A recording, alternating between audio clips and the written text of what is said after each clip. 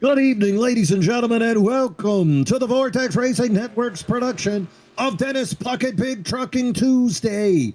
The Bonfire Racing League is live at Charlotte Motor Speedway for the Firewater Tire Solutions 180. Thank you, Tim Foss and Firewater Tire Solutions, for your sponsorship of today's playoff race. That's right, I said playoffs. It's Elimination Tuesday, as we will whittle it down from 8 to 4 drivers to see who will show down at Texas in just 2 short weeks. 3 wide in the booth tonight. Mean Gene Money, Zach Panzarella, Smoke and Joe on production. Boys, we're getting ready for a slobber knocker. Zach, can you smell what's going on down there on the asphalt? We were at the Rock last week, Mean Gene, with the Jim Ross and the Rock reference there. I do appreciate that, though, because I do expect the same level of violence here at Charlotte. It's going to be a crazy one here today, and the twist ending last week really just set the stage for how you just expect the unexpected. And I think Charlotte is a perfect track to set that stage for another knockout race here in the BTT and to really find out who's going to be racing for this championship. And there you go, Mean Gene. There's a look at it, and my goodness, there is so much to play for here today. Last week, they were at the Rock. We saw Jaron Valley win. Joe Volpus and Alex McQuarter joined him up on the podium, and it's reflected there with those top 3 drivers being above the cut line. Gulf Coast driver David Brenner going to join him in 4th, and then below that, it is intense. You can see Sim and Destroy Racing Company driver Nick Mills 4 below the line. AJ Benish, poor AJ, guy led the most laps last week and then comes up short, tied for 6th. Kevin Kyle, Stephen Neal also needing a big day. I would say no win and you're in. Stephen Neal, after missing last week's race, pretty much eliminated, and AJ Benish not making the field today. Bad weather. Stay safe, AJ. Big, prayers to you and your family getting through that. So AJ as well is out. So really all eyes on Nick and Kevin Kyle as those Sim and Destroy Racing Company drivers going to try to make their way above that cut line. But boy, they got a slew of Gulf Coast drivers separating them. So funny story, Zach. It's all Gulf Coast versus Sim and Destroy. Yeah, and this Gulf Coast, this is familiar territory for them. They have been 1v1 with other teams in the past in races with stakes this high. With Sim and Destroy, I mean, they're too new of a team to have experienced this before. So this is a big day for Nick Mills and Kevin Kyle. And yeah, just to touch on AJ Benesh real quick, which is, this may be the last time we get to talk about our defending champion like this. He's been the storyline all season, Mean Gene, and this is definitely not the saddest way for it to end, for him to go out, because it's not AJ's fault by any means, but it really just kind of seems very on par, on theme with the way that this defending championship season has gone for AJ. It just has not felt right since the drop of the green flag on race 1, and it's going to end this way. And man, Mean Gene, it was a heartbreaker last week when AJ absolutely dominated that race and then had some late race cautions absolutely ruin it, and then also a pit road penalty. But boy, I will say it would have been even worse, because no matter what, he was not going to be able to race tonight with those weather circumstances that he's dealing with, and that would have been a way sadder way for him to go out. So at least maybe he has that to help him sleep tonight. I'll tell you what, though, next week or in 2 weeks when they're at Texas, Mean Gene might place a little side wager on AJ winning that and making it a Ryan Blaney championship for whoever advances. Keep your eyes on AJ. It would be poetic for him to bookend the season. Got the opener at the Dennis Puckett Memorial Race at Kentucky and then turn around and win that championship. But way too soon to have those thoughts. Meanwhile, the Eddie Peltz Best of the Rest playoff picture. Best of the Rest tournament brought to you by Eddie Peltz. And there it is. 5 guys above the line, 4 guys, 5 guys below it. Some of these guys not making the trip. Let's go over to our third man I'd say in the booth, but we got him outside in the smoking heat. That's Smoking Joe. Joe, which of these guys will no showing on that grid today? Yeah, so I'm not sure if Zach Williams is going to be able to grid up or not. I'm hoping to see him out there. I do see him in the session currently, so maybe Zach Williams should be good to go for this week, hopefully. I know he was in the session last week but didn't grid up. And I'm not seeing Tom Barish in the field here either. So it's looking like it's going to be the top 8 battling for those 5 spots. Matt Schofield, of course, perennial playoff driver. We saw him in the Championship 6 last year. Steve Lewis, this is also another guy, playoff driver in multiple leagues, the captain.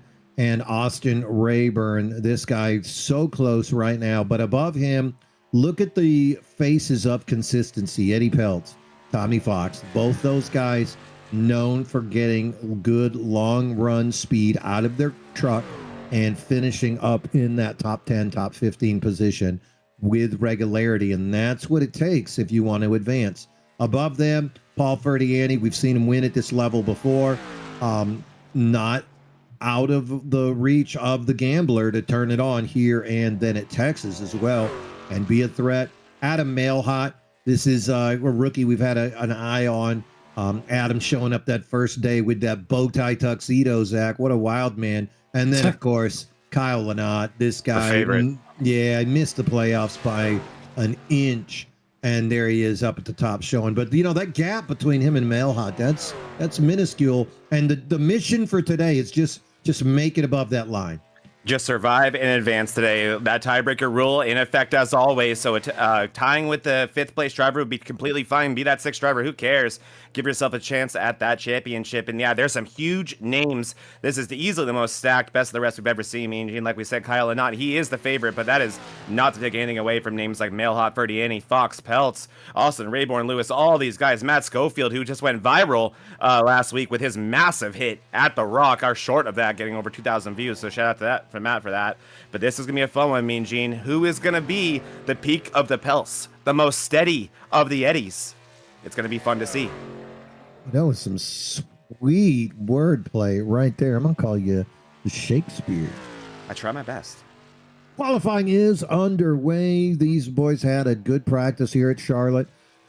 Fans at home, you're no stranger to Charlotte Motor Speedway. Charlotte is on the short list of Vortex Racing Network's next full-length race. That's right, we are in negotiations with sponsors, broadcasters, race control, looking at another full-length race. It might be around that 4th of July weekend. You want to see the Patriot 600 live at Charlotte Motor Speedway, full-length race? Go ahead and make some comments. Let's tag Kevin and Kyle, and maybe we might see the old KK and Mean Gene back at that full-length broadcast. Right now, you're watching qualifying. Wayne Newman, the Golden Octopus driver, out there putting down some laps here. Sam Milliken as well, that number 17 Houston, Texas driver, repping that Texas company, Whataburger. There's no R in that, right, Zach? Whataburger? Yeah, Whataburger. Heard it's overrated, Mean Gene. There's a few out here in California, not very many. And every time that I'm near one, I always have someone in the car, a friend, be like, no, that place sucks. So I've never actually gotten to go there. And I know some people like it more than In-N-Out. So if he, I'll say this, if Sam Milliken top 5's in this thing, I'll get myself a Whataburger within the next month. Well, I'll tell you what, Whataburger is where it's at, man. That is top-notch meal. Is it good? It is amazing, especially at 3 a.m. with a couple of Basil Haydens down the throat. That probably helps like it does with some other foods. It does, but you got 2 choices. You want a handful of Basil Haydens and some Whataburger, or you want to do 5 Guys. Take your pick. What? Yeah. I mean, that's a different night of the week, but yeah, for sure. And also, I saw that last shot that Smoking Joe was showing. I heard some Star Wars music start playing. It was like the one that when Darth Vader walks out. I think I saw that number 8 on screen for a minute. Yeah, David Owens, always fun to watch. David Owens, of course, barely missing the round of 8. He was victimized with that 15-point penalty, ended up costing him advancement, but no need for David to not collect another sweet, sweet trophy by coming out here today and winning. There he is. Yeah, everyone coming out late in this session. This is a 10-minute qualifying session that should be noted. Most often, definitely not abnormal, excuse me, to have a 10-minute qualifying session, but I think most of these drivers used to 5 minutes. It's what you do in officials and most leagues as well. But what it does do is it does open up time for the track to cool down, for the weather to even cycle, depending if this is a 2x weather cycle league or not. I think Spoken Joe can confirm that. It's a 1x, so that's normal weather, so very minimal, I'm sure, but anything is something. I mean, I'm sure you've heard all the historic kind of, I guess you could say, loopholes or even cheats that drivers have used in the past in the pro leagues in qualifying, and it really, one thing that's always sticks out to me is anything they'll take to get a millimeter or a millisecond, they will absolutely take advantage of. And Mean Gene, this is the driver that I feel like that we have been rooting for in spirit, that we have been low-key big fans of, maybe unapologetically all season, Alex McWhorter. Yeah, this is a fellow we're ready to see with that breakthrough. He's part of the Gulf Coast Racing team. There's a lap by him. Another pole lap. He's been stuck behind in the shadow of a David Owens, behind a Joe Volpis, a David Brenner, but maybe Alex, this could be the season he breaks through. And right now, popping the fastest lap. Big Alex lap by Owens here. looking like he wants to take that win. Here's David Owens. Owens doesn't improve. He does not improve. McWhorter is going to do it. I believe that is back-to-back pole. So McWhorter going to sweep qualifying in this round. What a job by the 15. Yeah, congratulations to Alex McWhorter. He is the recipient of the Sim and Destroy Racing Company Pole Award. Sim and Destroy Racing Company, Kevin Kyle's latest endeavor, focusing on merchandise. So if you want to catch some sweet, sweet merch, check out simanddestroryracingcompany.com. Joining Alex McWhorter on the front row, going to be his teammate, Joe Volpis. Gulf Coast drivers David Brenner and David Owens going to make up row number 2. Jaron Valley leading the points right now, but still needs a good result. Going to be starting 5th. David Buell making an appearance here today. Good to see the captain as he's going to be starting in 6th spot. Matt Novella's got that number 56 in 7th position. Zach Angle, he ran great here last year.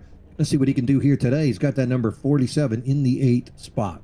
On the 5th row, going to be Eric Gambrell with his best friend Nick Mills. Going to be starting right next to him in 10th place. Ryan Newman and Paul Ferdiani going to be starting on the 6th row. Behind them, Matt Schofield and Chuck Kiger will be starting 13th and 14th. Texas driver Sam Milliken firing off from the 15th spot. And rounding out the top 16, you're going to have Captain Crunch himself, Steve Lewis, in that 16th spot. Wayne Newman going to be starting in 17th here today with Cody Dorsey on his outside in 18th. Kyle Lynott, the current leader of the best of the rest, going to be in 19th. He's going to have a lot of work to do, but lucky for him, the guy that is closest to him is going to be closest to him on track to start this race. Adam Milhaw will be starting right next to him in the 20th position. Jake Johnson will be in 21st with Justin Jones next to him. Good to see Justin Jones here. It's been a while. 23rd going to be Tim Tharby with Jay-Z Bennett as our first driver to not put down a qualifying time. So from this point on, none of these drivers putting down time, including some playoff drivers. Quite interesting. And that includes Kevin Kyle. So Kevin Kyle, one of our playoff drivers, did not qualify. Edward Peltz will be starting in 26th, and you'll have Tom Lester in 27th. Zach Williams will be starting in 28th, and Tommy Fox will be in 29th. Austin Rayborn in 30th with Stephen Neal, who is going to need a miracle today, baby, to get to that next round to race for that championship, starting in 31st, with Keegan Lazar running out the field in 32nd. And one thing that you just cannot ignore, Mean Gene, is that the Gulf Coast Racing has locked up the front 2 rows. Yeah, this really is a great opportunity for them to power their 3 drivers that are still alive into that final 4. Get another gem on that ring, another locket on the bracelet for Gulf Coast Racing, as they have been one of the most dominant teams since the formation of Bonfire in Moonlight Racing League, at least modern era. You know, I don't really count the modern you know, there's like a line, a mark between the golden age and the modern era. I think around David Owens, Nick Mills emergence is when I kind of view that modern era. I want to give a big shout out. Speaking of the past, how about Cody Dorsey making that 5th start of the year? He's out there. And David Buell, of course, with his 5th start as well. We are waiting on the flag man, about to go live, and coming around that last turn, getting ready. Away we go. Across that start-finish line, it's going to be Alex McWhorter leading the pack. He's going to have an entire Gulf Coast fleet following him as they are going to bring it into turn number 1 wide open. McWhorter, Vulpes, Brenner, Jaron Valley making some moves back there, trying to rattle the cage of David Owens as they're going to bring it into turn number 3. Big checkup occurring around the 99 of Ryan Newman and Nick Mills as well. That creates a lot of separation all the way back to Paul Ferdiani in the 44. So already a little bit of 2 packs here. I'm sure they will come together, especially if these guys continue to race as hard as they are up front. You see Gambrill making a move to the inside there, and you see Zach Engel looking to his outside. Yeah, Newman right there in the purple and blue truck. Then Gambrill as well having a big... Oh, Gambrill's loose! Gambrill's loose! Gambrill around! He's going to save it! What a save by Gambrill! Wow! Great job by Gambrill. He didn't hit anything, Mean Gene. No, he didn't. Got a little bit loose. That's what happens in this fast draft airstream. But Gambrill able to hold on. Merges right back into traffic. And you can see he's dropped just a little bit, but going to keep rolling in that 19th position. Yes, he is. So that was moments from disaster for Gambrill, but all he's going to suffer from is the loss of track position and some heated up tires, so he's going to have to chill out for a little bit. That happened all by himself. Mean Gene, he got no help whatsoever. No one was even near him. You really couldn't even blame air, but that is definitely not going to be the last time we see that here today. Charlotte is a brutal racetrack, and oftentimes when you realize that maybe you went in a little bit too deep and you have to check up, it's already too late, and you see situations like that create itself. Meanwhile, up front, we still see Gulf Coast Alex McWhorter. Oh, look at this 3 wide here. Win of the year. Oh, they're going to split Newman. Oh, boy, here we go. Yeah, Kyle not wasting no time. Milliken, what a move. Wow, both those guys kind of round around the outside and the inside, making that move. Steve Lewis right in front of them, trying to hold on for dear life. Does not want to be the next victim of that Lewis, team. oh, boy, Steve Lewis just got so tight off of 4. Across the nose of Kyle Lynott, nearly making contact. You can really see these drivers are already struggling, Mean Gene. It looks like a hot racetrack. It looks like it's very unforgiving on the exit of these corners, and a lot of these drivers are having a hard time. There you go right there, Milliken. Looking going to hold on. He goes down just like Gambrill, but keeps it straight. Going to bring it right back into the turn. Stays low. Looks like everybody makes their way around him. Jay-Z Bennett, that's Stephen Neal in that green 45. And that's going to allow Milliken start to fall back in line. Tommy Fox going to take a little peek under him. That's that number 57 Miller Highlight truck. Kyle. And behind them, look at Kyle and Gambrill wiggling with each other. He was really all up inside of Kevin Kyle. They're getting to know each other real well, even more than they already do. I don't know if there was something that happened before that, but geez, Gambrill drove him all the way down that front stretch. There's a little bit of separation now as you see Kevin Kyle look to the outside of Tommy Fox. That outside line looking pretty tempting right now. I mean, Gene, a lot of these drivers having a hard time wrapping the bottom. Yeah, I think you're onto something talking about that slick track. Speaking of holding on to the bottom, I'll tell you who ain't worried about the bottom. That's Jaron Valley, as he has now moved up into second, and he's taking a peek under McWhorter. Looks like he's going to try to hit that apron. Had most success on a high line, but hey, why not give the apron a go? And McWhorter going to pinch him. Wow, there it is. And Jaron Valley, it's a deja vu right now. I mean, Gene, it's just like the Rock last week. These two early battling for the lead. McWhorter putting on the pole and not getting the lead a ton of laps. Jaron Valley taking early control of the race. Here we are again. We'll see how this one ends, though. We'll see if it's a similar story. I'm sure McWhorter would love to change that. And you got to see what's going on with Kevin Kyle and that whole group right now. This is absolute chaos back here. Oh, look at the bunch there. Kyle trying to get away. You can see the orange truck of Jake Johnson fading just a little. Going to open the door to let Eric Gambrill. Yeah, look right behind him, yeah. Yes. And then it turns into party. Stephen Neal on the outside. He's got that number 31 following him of Austin Rayburn. You can see Tommy Fox, Jake Johnson in that same group. Eddie Peltz, Wayne Newman. Lots of action. And then ahead of them, look at that group of 4 as well. I think that's Steve Lewis and the boys having a party. Yeah, there's a lot of different little social clicks going on right here, me and Gene. A lot of different people are not going to be able to sit with one another very, very soon. But one of the hardest chargers of this race, tied right now as one of the hardest chargers, I should say, is Kevin Kyle. And the guy that's in front of him is Jay-Z Bennett, and he is the other hard charger in this race. They are both up 8 spots, 16th and 17th.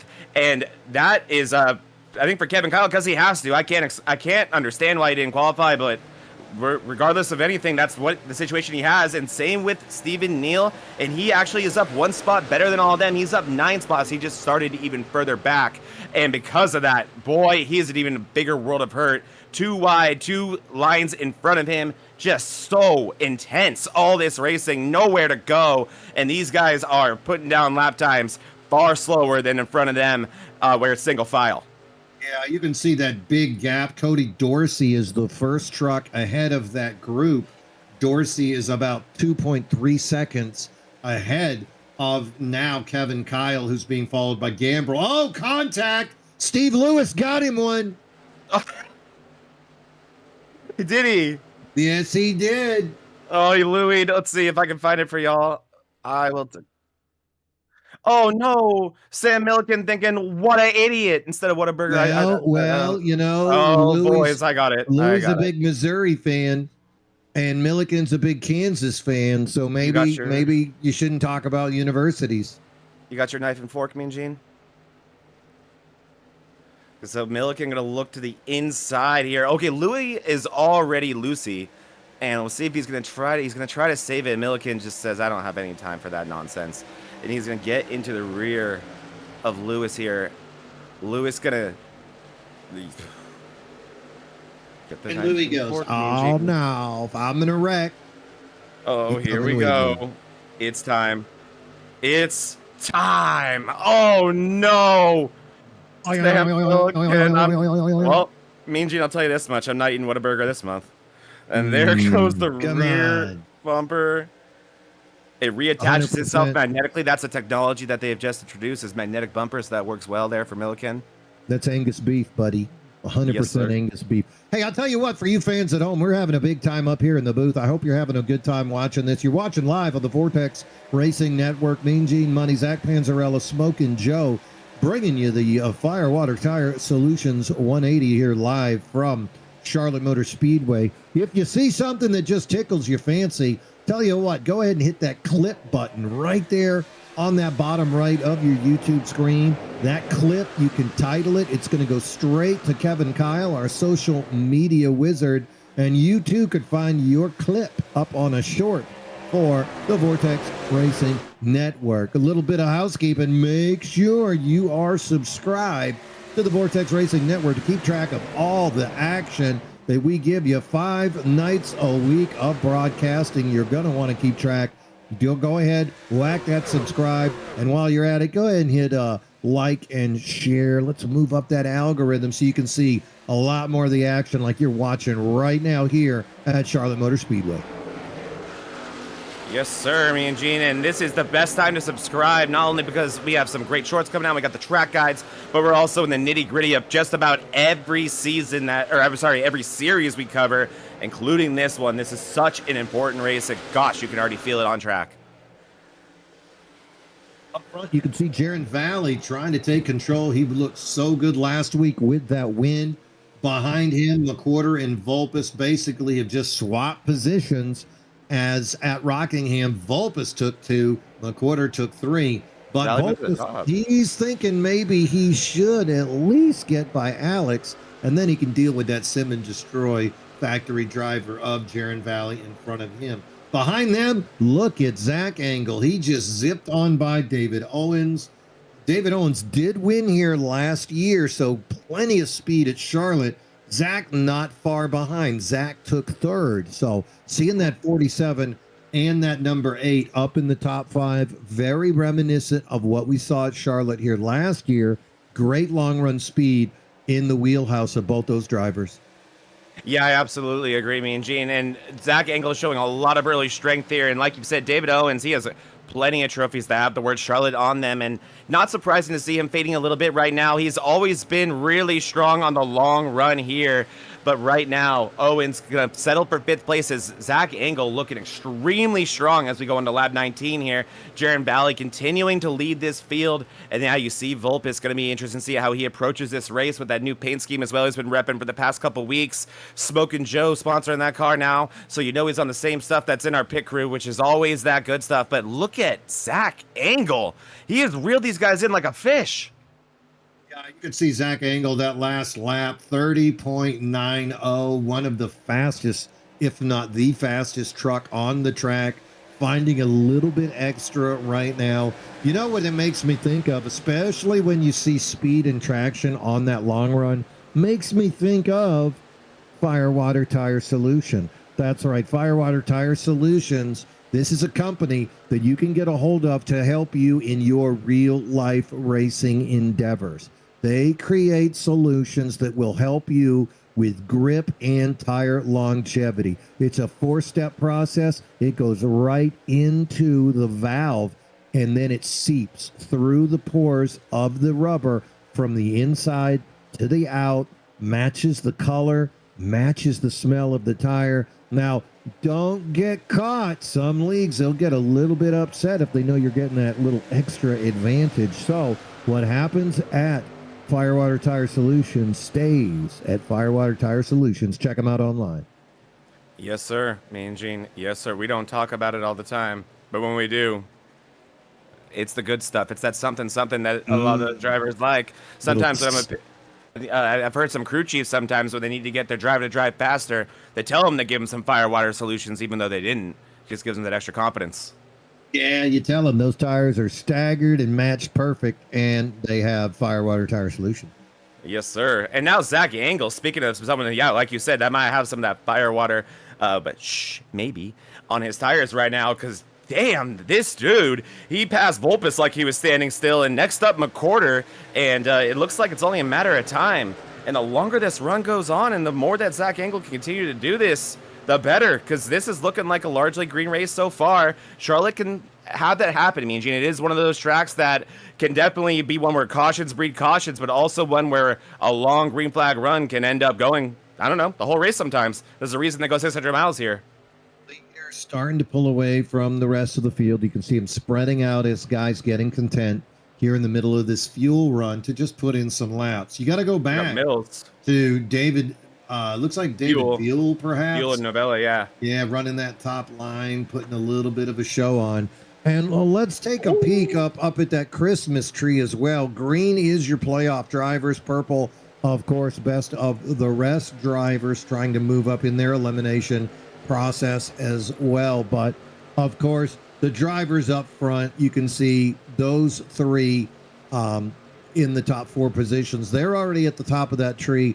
And then David Brenner as well. So Nick Mills, even though he's in 7th in this race, he's losing points to the rest of the field. Wow. So he's going to need to make a move above at least Brenner to get back into playoff contention.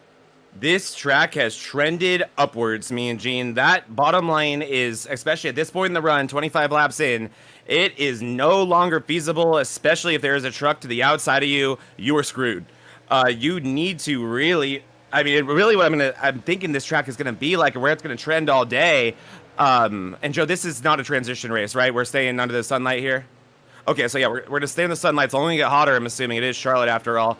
This is a track, I'm assuming, me and Gene, where you're going to want to be very, very patient, very disciplined for the first 20, 25 laps on that bottom line. And what I mean by that, too, is checking up early, doing whatever it takes to hug that yellow line, or hug that blue line at the bottom, because you want to have that top for you at the end of this, because the guys who can go up there right now are the guys who are blowing people's doors off. Case in point, look at Zach Engel. No one is going as high as he is right now.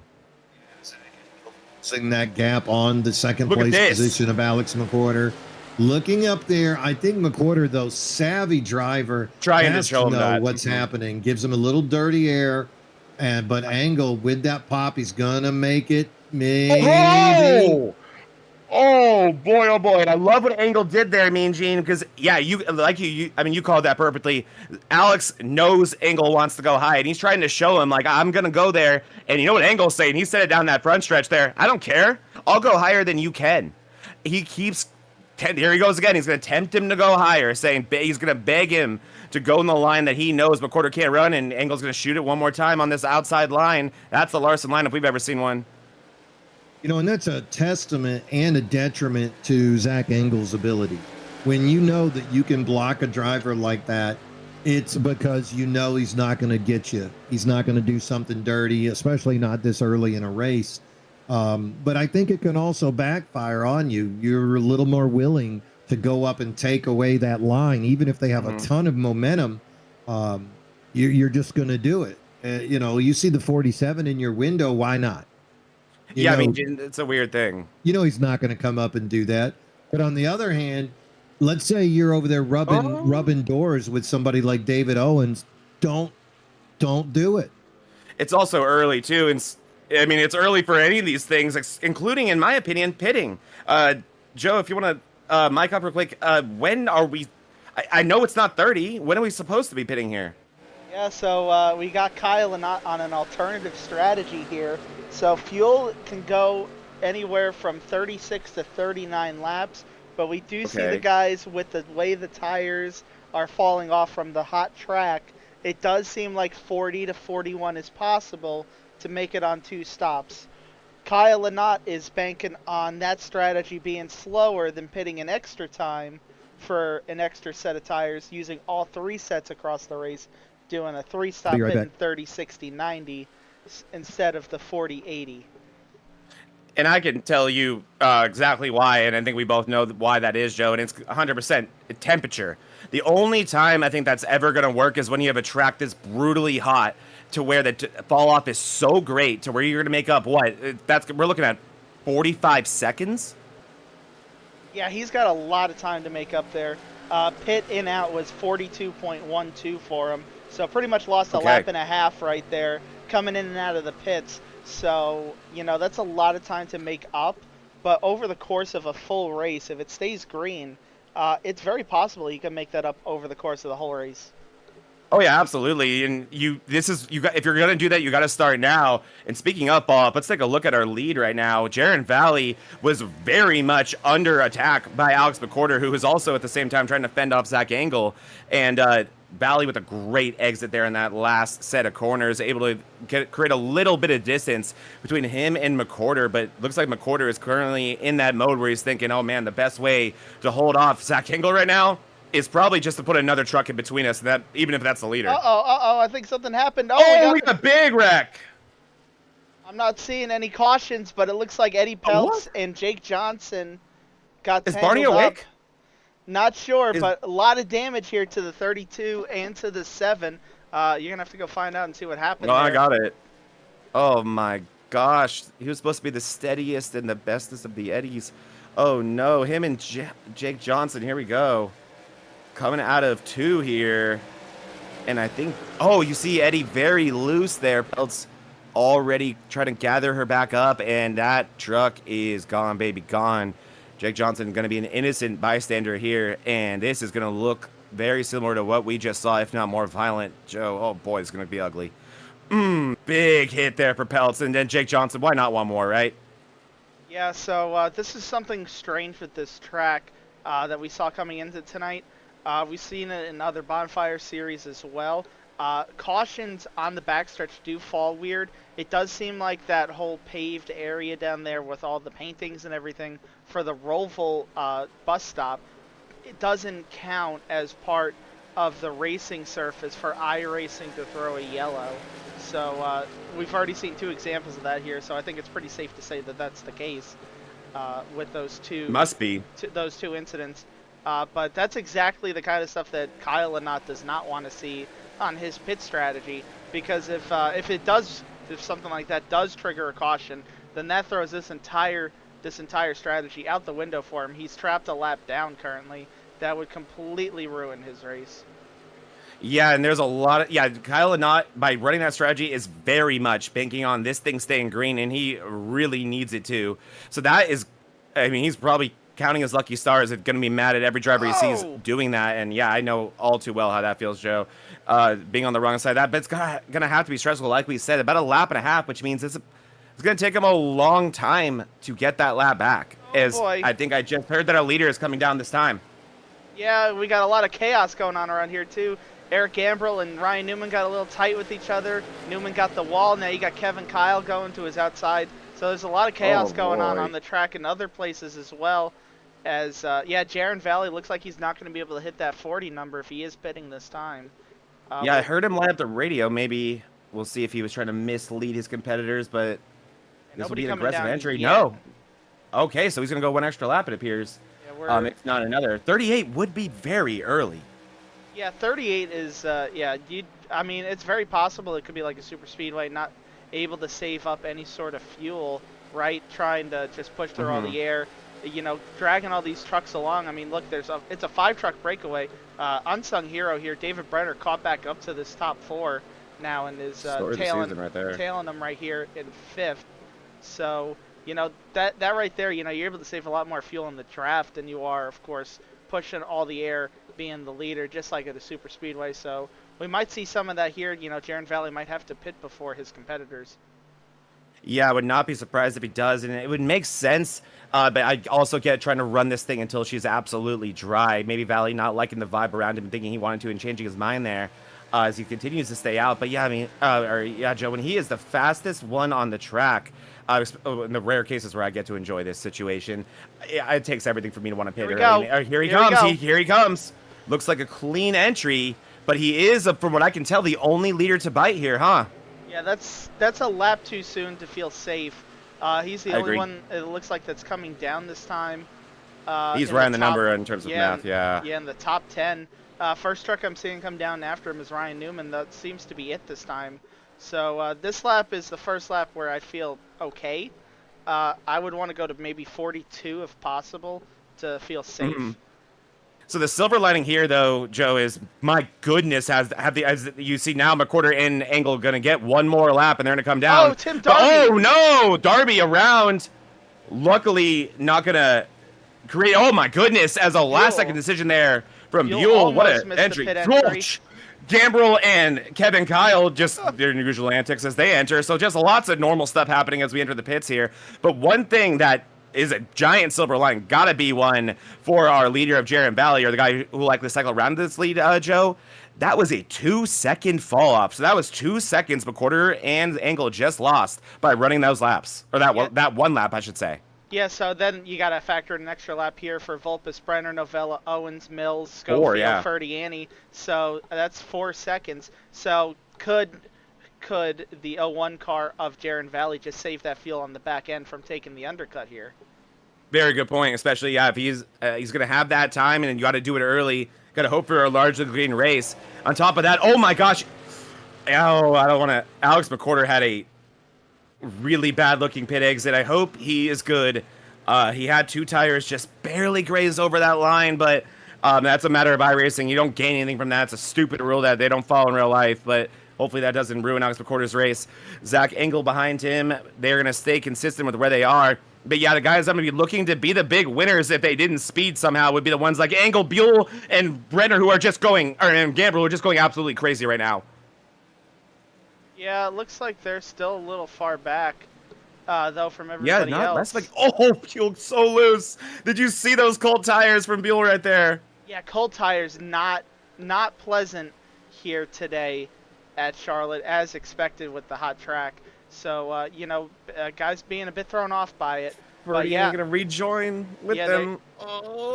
Yeah, so you look back up front. So Jaron Valley did cycle to the lead. So Kyle and I see a lot of. I think something might have happened to Keegan. I see a lot of smoke, Joe. I see a lot of smoke. With trouble.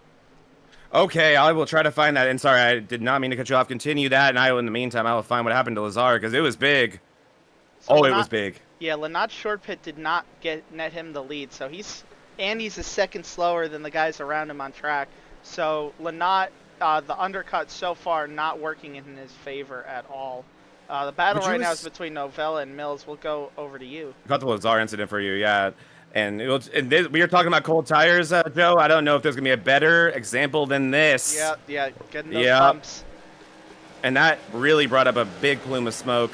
But it looks like Lazar off the racing surface, so really our third or fourth big incident here. That's no. Oh, boy. That may have been the extra smoke we saw, but it looks like he will eventually get this thing dialed back up. Yes, he will. So, Joe, one thing I was going to ask you, too, before we do have me and Gene back, I don't think Lynott would expect that to cycle him to the lead yet, right? I do think if that's going to work, it's a grand scheme thing that's going to take 3 cycles, maybe? Yeah, he's going to need to really start cutting down the amount of time he's losing per lap, though, and hitting the wall is not going to help him with that. No, that is not good. Because he's losing a second per lap. This strategy is not going to work. He's going to end up at least half a lap down when it's all said and done. Yeah. Why would you do something like that? Is that like I make the short pit, I get a little bit of an advantage, I hope for a caution? It's also it's a strategy that you can't really practice for, in my opinion. You can kind of do the math for it, but then you show up to the track. It's very, very hot. The fall off is the worst we've seen all season. So you start thinking maybe today is the day to make it work. But again, that data isn't there. Maybe in real life that would be available to you, to where they can run those numbers, run those hypotheticals based on what's happening, and tell you if it's going to work or not. But it's all vibes that Kyle Lynott was going off of there, Mean Gene, and sometimes you're right and it wins you a race, and sometimes you're wrong. And I think what's unfortunate for Kyle more than anything right now is he needs a largely green race for this to work at all. And it doesn't even look like that's going to, but a caution would be even worse than that. Gonna have to figure something out, because right now Jaron Valley with that 4-second lead over McWhorter is just in control here today. Valley, of course, off. Oh, yeah, look at that. Just Kyle falling further and further back. Looks like he's going to bring Brenner along with him. And then Brenner, every single week, it seems like we're not talking about this dude enough, but he is running in the top 5, near the top 5, and oftentimes ends up on the podium, and that's why he is in position to race for a championship. Or, yeah, Brenner is, right? Or am I crazy? Yeah, he is. Yeah, that's right. He's very much in position to race for a championship. And again, that just goes to show for how stupid I am, and also how quiet Brenner has been. And that has not been a bad thing, because it has worked so well for him all season. But here we are, lap 49. We are talking about David Brenner doing awesome things, because he's doing this every week, Mean Gene. David Brenner, one of those 3 Gulf Coast drivers that made it into the round of 8, and just right there above that cut line, holding off Nick Mills by 3 points on that 4th and final spot, and Nick Mills currently running in 8th. So Brenner doing exactly what he needs to hold on to that spot. Nick Mills having a good day, but when you're up against what we've seen out of McWhorter, Vulpes, and Brenner this season, it might not be a win and you're in, but it means it's a you need to win kind of situation if you think you're going to get by that wall.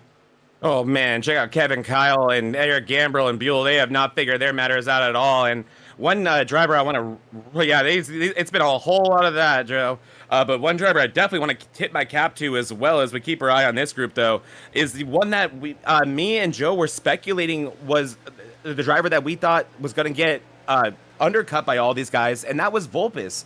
Vulpes coming in a lap after than this group, and he is still in 4th, and he is a good amount of the track in front of them. So Vulpes able to put together a brilliant in lap, which is the lap right before you pit, such an important lap, and then a great and clean entry, and doesn't have to deal with any of this. Wow, this is just action everywhere on the track. Look at Ferdiani, Gambrill, Kevin Kyle, David Buell behind them. God. Oh, he ain't shy. He ain't Kevin shy. Kyles is never going to eat at Chili's ever again. No, he's riding the Dente. Look at Ferdiani in that mess, too. He's like, hey, boys, I got 2nd last year. I don't need whatever y'all are doing. That's just intense. I mean, no bad contact. Anytime he did, it looked like he was hitting him square in the middle of that rear bumper, and that just makes you go fast. Yeah, pretty. Oh, gosh, this is so sketchy. You see KK get a little bit loose there, and Ferdiani saying, get me the hell out of here. That's a lot of crazy people behind me. He's trying to get away from these guys, as they are now going to be side by side through 1 and 2, and oh, gosh, I can't imagine this will make things better. at this. Kyle's still at the quarter, still at the door. Gambrel going to need Drop to City, hold baby. his line. Here comes David Buell. He's got a big choice to Oh my make goodness. here. He's going to Jeez. just back off side by side. Gambrel still running that. Now remember, these boys just did come in for tires back on lap number 40. So only about 14 laps on here. So they should still be solid. And you can see Kyle makes use of that outside line to get the momentum. We fall back into single file, but who knows how long this detente will last between these two. Gambrel just continuously getting better exits than Kevin Kyle, which then creates these situations continuously through 3 and 4. These guys just having a blast out here. This is exactly how Kevin Kyle imagined his racing for a championship race would go, as he is just in a world of pain here. But that was a rough pit entrance, it seemed, and his undercut did not work. He has not made the forward progression that he has needed to, and he did not qualify. So play silly games and race a silly race. I'll tell you, if you're Ferdy Annie, you got to know what's going on behind you. You got Eric Gambrel, who's basically a shark in the water. He's looking for blood. He's looking to take advantage. And then you look over at Kevin Kyle and you see the white and black, and you might think, oh, it's a cute little penguin. I'm safe. No, it's an orca. They eat sharks. It's an orca. He is the orca coming after the shark. So all the wildlife out there is dangerous. And if you look, the objects in your mirror are closer than they appear. Yeah, there's only one animal that I know of that eats sharks, and it's that Kevin Kyle one. And they're side by side again. I'll keep my eye on this while we look at this battle between Novella and Nick Mills, two other very respectful drivers with zero issues in this league. And then in front of them, another one that fits under that, which is David Owen. So this is a good group there. Oh, no! Oh, no! Mills, playoff driver, cannot afford any of this. Gets caught up with Novella. Gonna put him sideways. That should bring out a caution. Caution is out, me and Gene. Is Mills gonna turn it around, taking a look at this damage on that 20 race truck? I think he may have gotten away with this one. That was a big, big hit, but it may have been in all the yes spots. I think that 20 may be okay. Well, we're going to have to wait and see. Under caution, you can see right there, Jaron Valley going to cruise up to that pace car. You can see Zach Angle in second, but there are a couple of other cars. You can see Dorsey, the 9, as well as Eddie Peltz, the 7 up there. I'm showing Eddie a couple of laps down. Very damaged, too. I'm Very showing damaged. Dorsey just 1, so perhaps Dorsey going to get a lap back here as a lucky dog candidate. We're just going to have to monitor that as the pace car leading him here into turn number 3. I assume we'd have a wave around here, me and Gene. I think we're going to see our leaders pit for something. I think at least feel I could be wrong here. But not everyone's trying to be Kyle Lanot. I think you could make your race a little bit more simple here, but also track position going to come at a premium. But there we go. Jaron Valley going to bring it down. Wow, you are a precognizant. Not. So that means no wave arounds behind Joe. Yeah, you are right. And Peltz did pit, but there will be a wave around for that truck. That is the lucky dog as well, I believe. But Volpus and Brenner, I'm sure they were thinking more trucks were about to pit. I mean, less, I'm sorry. So we do see Cody Dorsey bring it around. He's going to get back on the lead lap and will have the opportunity to come in and get fuel or tires. He last pit on lap number 41. So we got Dorsey, a mixed bag. 18 laps so far on those tires. Hear it on the mic from our producer. A lot of fuel only. Let's take it over to Joe. Yeah, let's see what Joe. Hey, Joe, what are people smoking down there? What they smoking, Joe? Yep. So bit of a split decision here. Volpus and Brenner decide to stay out, and as they can make it on one more stop here, going to play it a little bit different and play for a shorter this run. Pit a little bit sooner, make that last run a little bit longer. Then you got the guys that took fuel only: Alex McCorder, David Owens, Matt Novella, Eric Gambrel, as well as Tommy Fox and Mailhog. If Volpus and Brenner are on a one-stopper, then why do you take fuel only here? to go longer on this set of tires, make the last run a little bit shorter, pretty much. Okay. That would be my assumption. Jared Okay. Valley threw tires on, so he only has one set left for the rest of the race. So Oh, that's, wow. that's the whole problem with taking tires here. So Zach Angle, Kyle Lynott, obviously Jared was Valley going took to throw tires on. Yep, Valley, He took Angle, 4, yes. Lynott. Yeah, everybody that took tires took 4. So, No twos, you're right. No twos. Any data on the tire wear on the insides is too not feasible here today with these temperatures. I mean, the wear isn't too bad, but I don't think anybody. I think driving on 2 is just too unpredictable with the high track temps. Yeah, that is one thing that I so often, Mean Gene, forget to practice or just don't think you're going to need to. And, you know, your practice time is limited for a lot of our us drivers. A lot of us just limited to the session that we are given to us by the league. And sometimes you don't get to practice those two. And even though it feels like the move, right? Like, I know it's going to be that trap position. I know my insides have been wearing down to, I don't know, 97, 96 all day. But at the same time, you're like, I don't know how that's going to feel. I know what none feels like. I don't know what 2 feels like. Right now, it looks like we got 23 cars on the lead lap. As you guys said, multiple strategies going on as far as some taking tires and some waiting. And then the fellas just taking fuel for that quicker stop a little bit later. Yeah, so they get a little longer run Watch here. Jared Valley here. Watch Jared Valley here. He is about to have to make a big move. Yeah, Valley is stuck behind 1, 2, 3, 4, 5 Gulf Coast guys. Yeah, and he's got the fresh tires, and that's going to be an enormous advantage here, Mean Gene. And he's got Gambrel down there with him. All right, away we go. Joe Volpus with a good start. Going to have Brenner on the outside. Looks like Valley got the memo, though, because he stays awful close on that outside lane with the Gulf Coast team.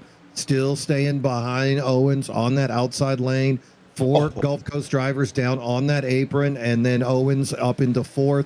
Going to bring Valley with him. Valley's going to sneak on by Matt Novella, who falls in line. Zach Angle and Kyle Lynott side by side, 7th and 8th. Lynott hugging the apron. Angle trying to make the outside work, not quite there yet. Up ahead of them, you can see McWhorter Owens rubbing awful tight there. Jaron Valley, little nervous, backs off. But still, right now, it's the Joe Volpa show. Jaron Valley being very patient right now. He has worked his way up 1 position, and Lynott has really, that caution probably helped him more than anybody else. I was wrong about him not needing one. That one felt right where he needed it. He is going to be in a similar situation to Jaron Valley. Tires are not of abundance to him anymore, but right now, speed is going to be. He can even pass Jaron Valley. If he gets by Valley, he will keep going. Oh, no! Alex McWhorter's around! Alex McWhorter around into Verdiani! Into Buell. Verdiani and Buell caught up. Oh no, Mean Gene. Alex McWhorter's playoff hopes, his championship hopes, up in smoke. That 15 with big damage. Well, we saw Simmons Destroy and Gulf Coast diddling with each other all race long. We saw Gambrel messing around with Kyle. We saw Nick Mills messing around with Novella. And unfortunately, somebody like Paul Ferdiani just got caught in the middle. The Gambler with a 2nd place finish at Charlotte last year comes back this year and finds himself destroyed. Gonna have to bring it in and see. It's still rolling. Sort of. That's a lot of damage, Mean Gene. I got that for you, Joe. Let's take a look at this. Rolling. Mean Gene. Oh, this It's is an not ugly a one. ball.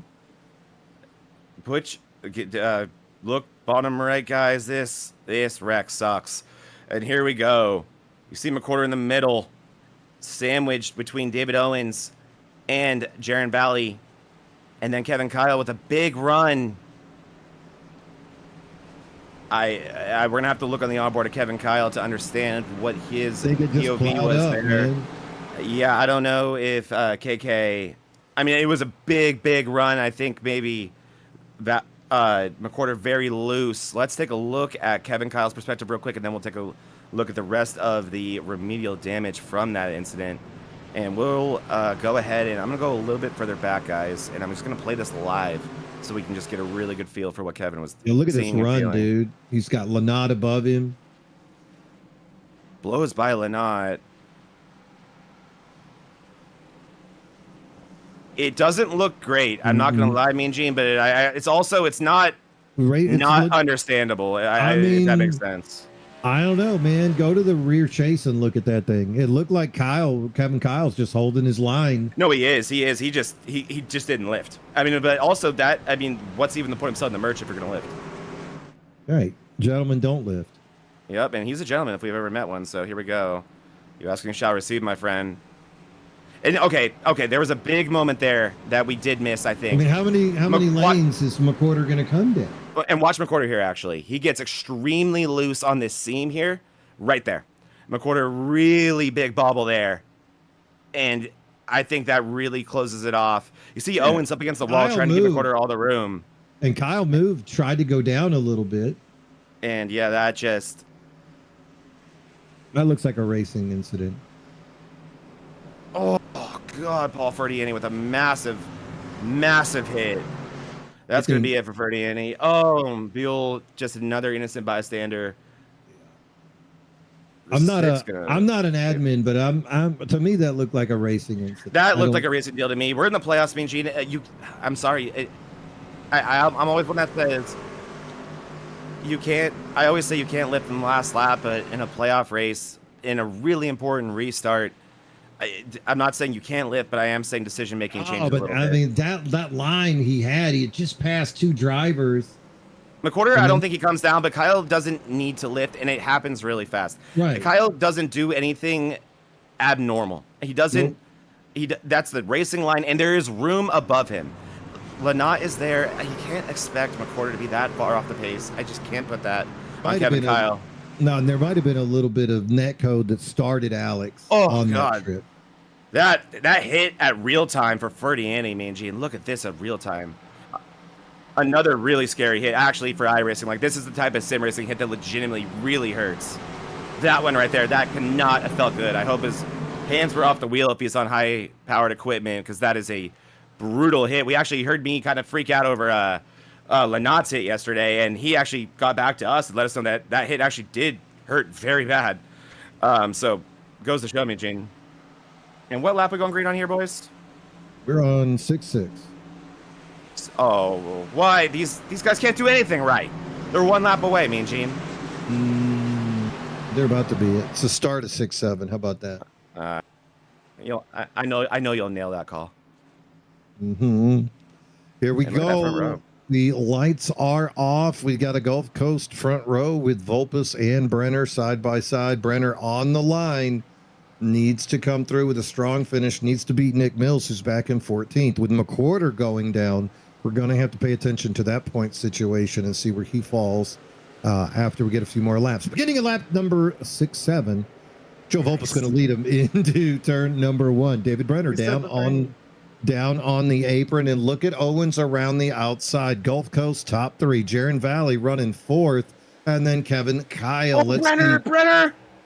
Let's see if Kyle is going to take a more cautious approach as he's approaching more of the Gulf Coast drivers. He's got David Brenner on the outside, all Gulf Coast in front of him, and then Jaron Valley as well.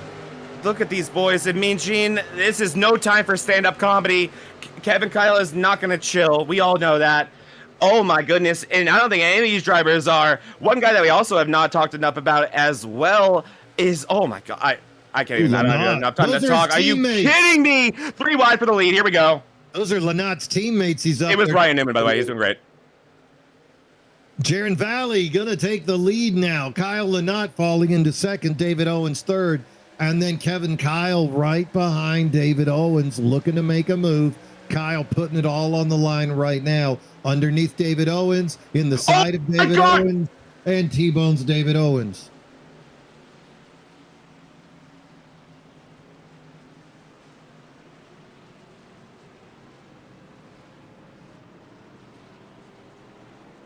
That was really bad.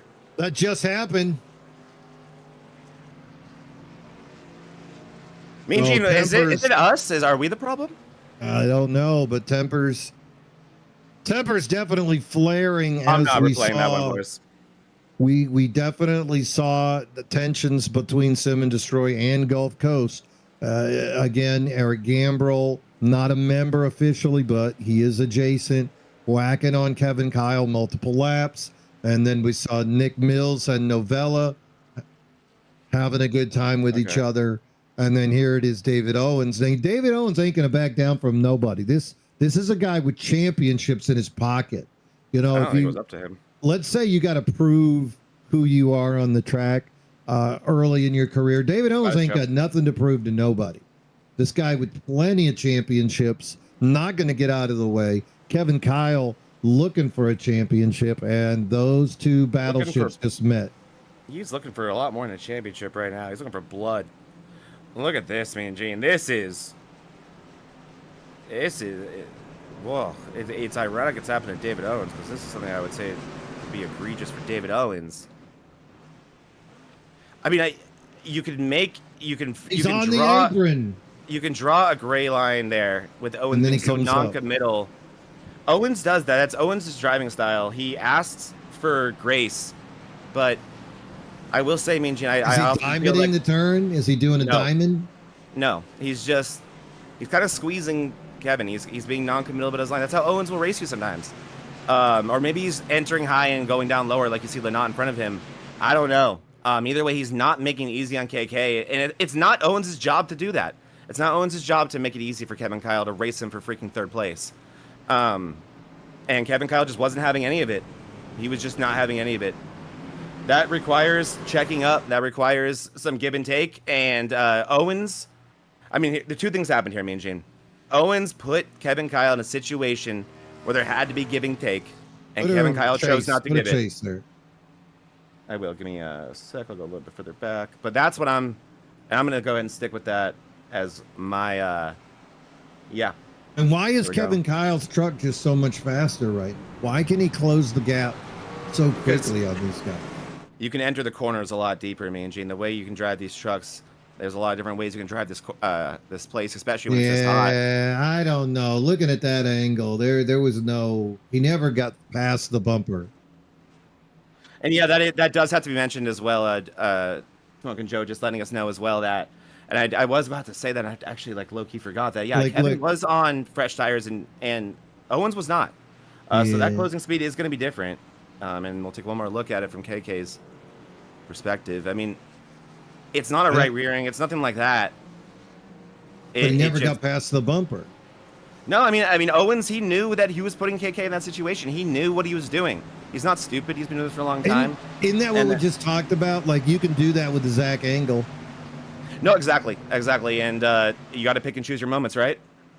But you don't do that. Apparently, you definitely don't do that with the Kevin Kyle. That has been established. This is known.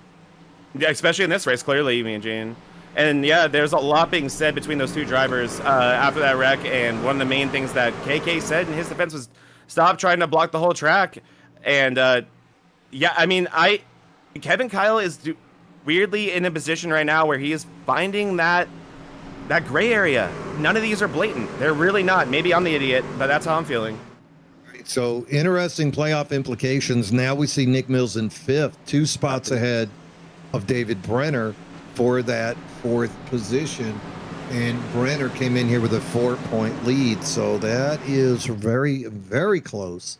I don't know about laps led or incident points at this point, but yeah, to see Nick up there, that makes it very interesting. And then you look at somebody. And then you look at an Alex McQuarter who was involved in that huge wreck, still on the lead lap back in 18th spot. So doing what he can. Away we go. Jaron Valley with the great jump on the inside lane. Got Kevin Kyle side by side with another Gulf Coast driver. This will end well. Yeah, why not? Only a few more to go. Behind them, Ryan Newman and Joe Volpus involved as well. We're on lap number 73, scheduled for 120, so plenty of room to make amends here at the Firewater Tire Solution 180. Kevin Kyle does give up that second place to Lynott. You can see big push right now there by Nick Mills into the back of Newman, trying to get that Golden Octopus driver moving towards the front. Gulf Coast 1-2. I'm sorry. Sim and Destroy Racing 1 and 4-5. Gulf Coast 2 and Lynott, look at 7, the 9. ins. Oh, never mind. Lynott was for a second going to poke, but then up front, yeah, there you see Ryan Newman with a brilliant drive right now, but now he's going to find himself in a sip and destroy sandwich. Remember, boy, don't lift, as these guys are driving with a purpose right now. They have willed their way to the front of this field. Zach Engel has kind of been one of those guys, you know, when you're watching a fight and you're like, I don't really know if I should do anything. I think that's been Zach Engel for the past 30 laps. A little bit deeper in there, you can see Vulpes, Brenner, Gambrel, behind them. Novella, McWhorter all together. So 8th through 12th, a bunch of those Gulf Coast boys as well. So, and there's McWhorter making moves. It looks like McWhorter's got that 15 rolling pretty well. He's moved up. I can't believe it. 9th place. I can't believe it, and it looks fine. I was wrong, and I'm so happy I was. Let's go, Alex. Love that that's happening. And same for Nick Mills. We said Nick Mills may have gotten away with it. He did. He is in 3rd place right now. He was in a wreck too, Mean Gene. So these trucks looking more like next gens today in terms of how much of a beating they can take. And much along that same theme is David Owens. David Owens is out here. He's in 11th place. He's looking good too. So everyone surviving the crap we've had to deal with so far. And you're right, Mean Gene. No wear, no tear. Let's get back at it. A little bit of nice battling going on a little bit further back. You can see Matt Schofield trying to make his way through. He's got Wayne Newman with him. I'm talking about the 56 in the back. He currently is in 14th, and Schofield, that's 61 in 16th. You can see just ahead of them running around that outside looking good is Bennett. You can see Brenner as well. Jay-Z Bennett going to put that move on Joe Vulpes. So Bennett did get eliminated early on from the round of 12 into the round of 8, but he is up 14 spots. Double O Joe currently running in 10th. And Mean Gene, we are officially at the part where everybody that took 4 has cycled in front of those who took 0 or didn't pit, like Vulpes and Brenner. They have all lost their track position, and all the way down to Neal in 8th, which a brilliant move by Steve Neal. We said he needs a miracle baby. Well, that's one way to start trying to create it, is to take chances, and that's what Neal's doing. He's gotten up to 9th place now, as Owens is just a man on a mission right now. But we have cycled through, except for David Owens, because, I mean, David Owens just doing David Owens things. That's just DFO right there. Up front, Valley battling with Kyle Lynott. Lynott trying to reel him in, but there's still a little bit of distance between them. Ryan Newman and Kevin Kyle making a blocking effort here against McWhorter. Newman finally going to fade up, find that single file, but McWhorter not content. And here's David Owens. He's behind Kevin Kyle. Oh, no. Come on, David. Be an adult. They're touching. They are beating and banging, and not in the good way. Look at and here they go. Down. Owens has got to chill, but we know what his nickname is. Man, why Double O Joe, get out of there, buddy. Don't be close to that. Oh, and David Owens nearly Danica Patrick's himself. Oh boy, and Kevin Kyle wins that bout. In front of them, you see McWhorter working on Newman now. Round 2 goes to Sim and Destroy. Actually, around about round 9. Yeah, I think the fight's over. I mean, Gino, we best do it at 3. If we are, we're done. Look at McWhorter still on the charge. Now bringing it up into 4th. Looking great. Going to get by Ryan Newman, but props to Ryan Newman having a great day here today. That's that number 99 Ford. And look at Double O Joe taking his life into his own hands, wiggling that tail in front of Kevin Kyle. He must not have got the memo about that front bumper of the 1 car today. Yeah, that was a Death Wish coffee sponsor, not a Havoline sponsor there, with putting him in that situation where he did. But hey, maybe at least it's not blue, right? It doesn't look anything like Owens' truck. As you see, that guy is on a mission. Jay-Z Bennett, I think Ryan Newman, which, by the way, yeah, I agree, me and Gene. I've been racing with Ryan Newman for years and years. Back in the PRL days, I got to share the truck with that dude, and I love that guy. And it's so great to see him doing what we know he's all capable of, putting together a great run here. But I think tossing and turning there with the big boys, I think may have burned his tires up a little bit. And I think you're about to see quite the opposite story behind him, as Zach Engel is please just saying, figure it out, guys. I'm just trying to race. This is the same part of the run where we saw Zach. Kevin Kyle shoved him up a little bit. He's fine. It's fine. This Gray is the area. same. This is the same part of the run in that first long run where we saw Zach start to take over and zip through the field. Yes. He's again in about that same spot. He's in about 8th. We're going to see if he can make his way through this. Got a little roadblock currently in front of him. Gulf Coast. No, Kyle. exactly. He's not Gulf Coast, Kevin. Remember that. You don't need to do this. But you know, is that number 8 that's 3 cars behind him. Oh, I know. He may be trying to get away from him because you and I have been talking about that too. We were talking about decision making with aggressive moves and when and if you do it. And I am a big believer in that too, me and Gene. I do a lot of moves that I can say I know are aggressive, I know are rude. But one thing I always say, one of my favorite sayings, especially late in races, is if it bothers you so much, then do something about it. Well, David Owens is about to be able to do something about it. David Owens, that's that blue number 8 creeping up on the white and black number 1 of Kevin Kyle. Don't take Zach Engel with you. He's got the newer tires, does David Owens, so Don't no you dare. surprise to see how quickly he caught up. Zach, look run. at Engel says, no. Zach, yeah. Oh, Ryan Newman's about to pay for this. He doesn't deserve this. Stay high, Ryan. Stay high. Here Ryan, comes David Owens. Diving it down onto the apron, closing the gap. Kevin is such a bully. He's just being like, surely you wouldn't do it to Ryan Newman too. Mm-hmm. Making David Owens really make some moral choices there. Wow, this sucks. These guys need to chill.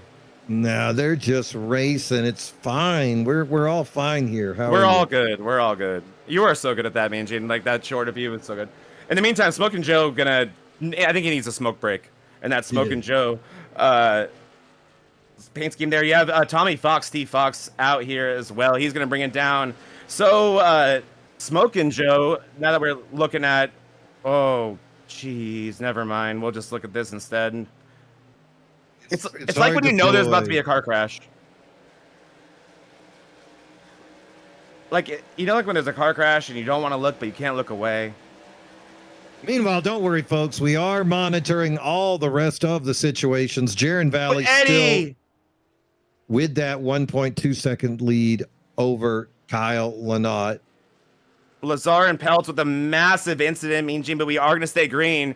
That has been dead man back straight over there. And those were 2 trucks that already had damage. I think I just heard Owens key up that he's going to pit this time. That was Brenner. I just got the word that their voices sound too similar. All right, here we go. Crossing the start-finish line. Kevin Kyle, David Owens going to bring it into turn number 1. David Owens, he's underneath Kevin Kyle. No. Hugging that apron, slowly coming up the track. Walling time. Oh, I mean, that's his moment if he wants to take it.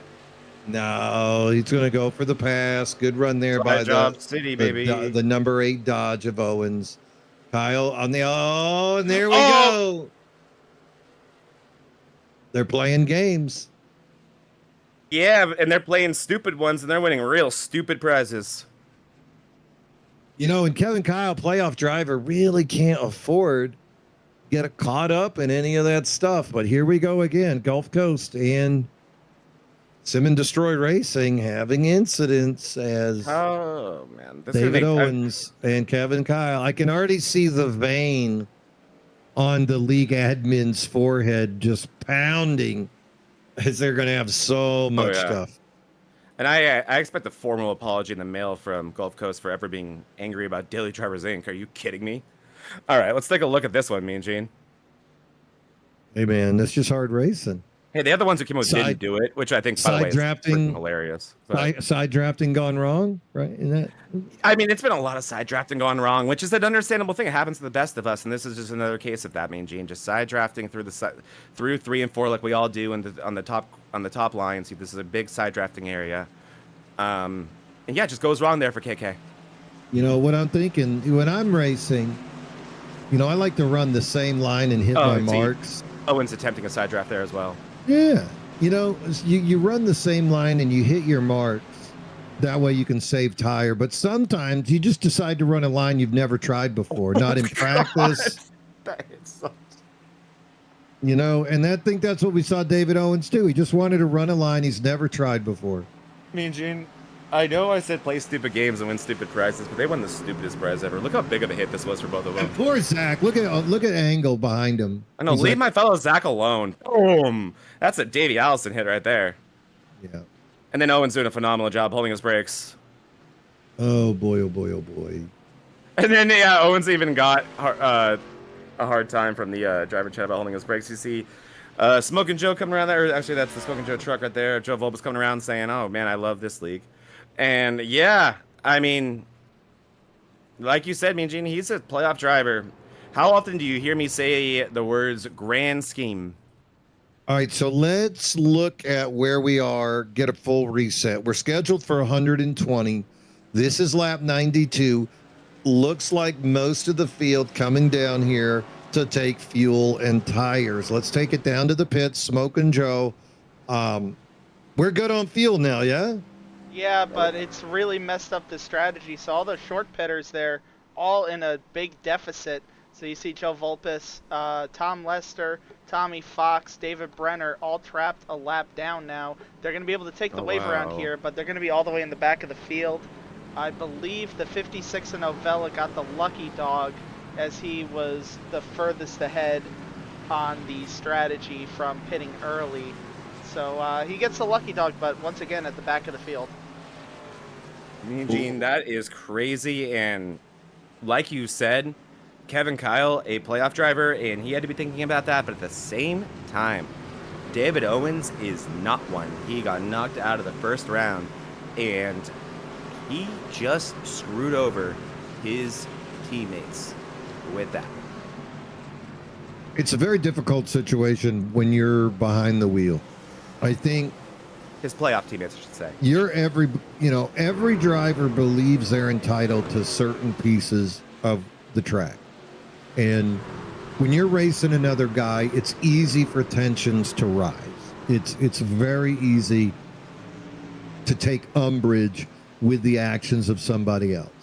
And I think that's just kind of what we're seeing. You know, there's been hard racing all year. Remember at the beginning of the year, there was a lot of incidents. And whether you were the initiator of the incident or not, you just remember who was in it. Man, I was in a wreck with Owens and Kyle and Nick Mills. And so those three names, doesn't matter who caused it, who was the problem. Those, you just remember those names. Here we are in the playoffs, and all of a sudden you're like, why is this SOB pinching me up against the wall? I'm going to hold my line. And you know what? I'm going to deny you entry into the next turn. Other guys thinking, yeah, that guy better not deny me entry. I'll come down early. Easy for this thing to escalate. But you're right, Zach. It's time. Take a breath back. Hopefully David Owens is talking to his teammates, and they're like, hey, guy, you're making it kind of hard. Give us a shot here. Same way with the Sim and Destroy boys. Don't blow our race. Just for a win out here. Exactly. Here we go, Jaron Valley. Great start on the outside. Gonna bring Nick Mills with him. So Sim and Destroy off to a great start. Kyle Lynott going to be running third. Zach Angle outside lane is in fourth. Alex McQuarter fifth. Double O Joe behind him. So McQuarter still making that great run. We were worried about the damage on that number 15, Zach, but look at him go.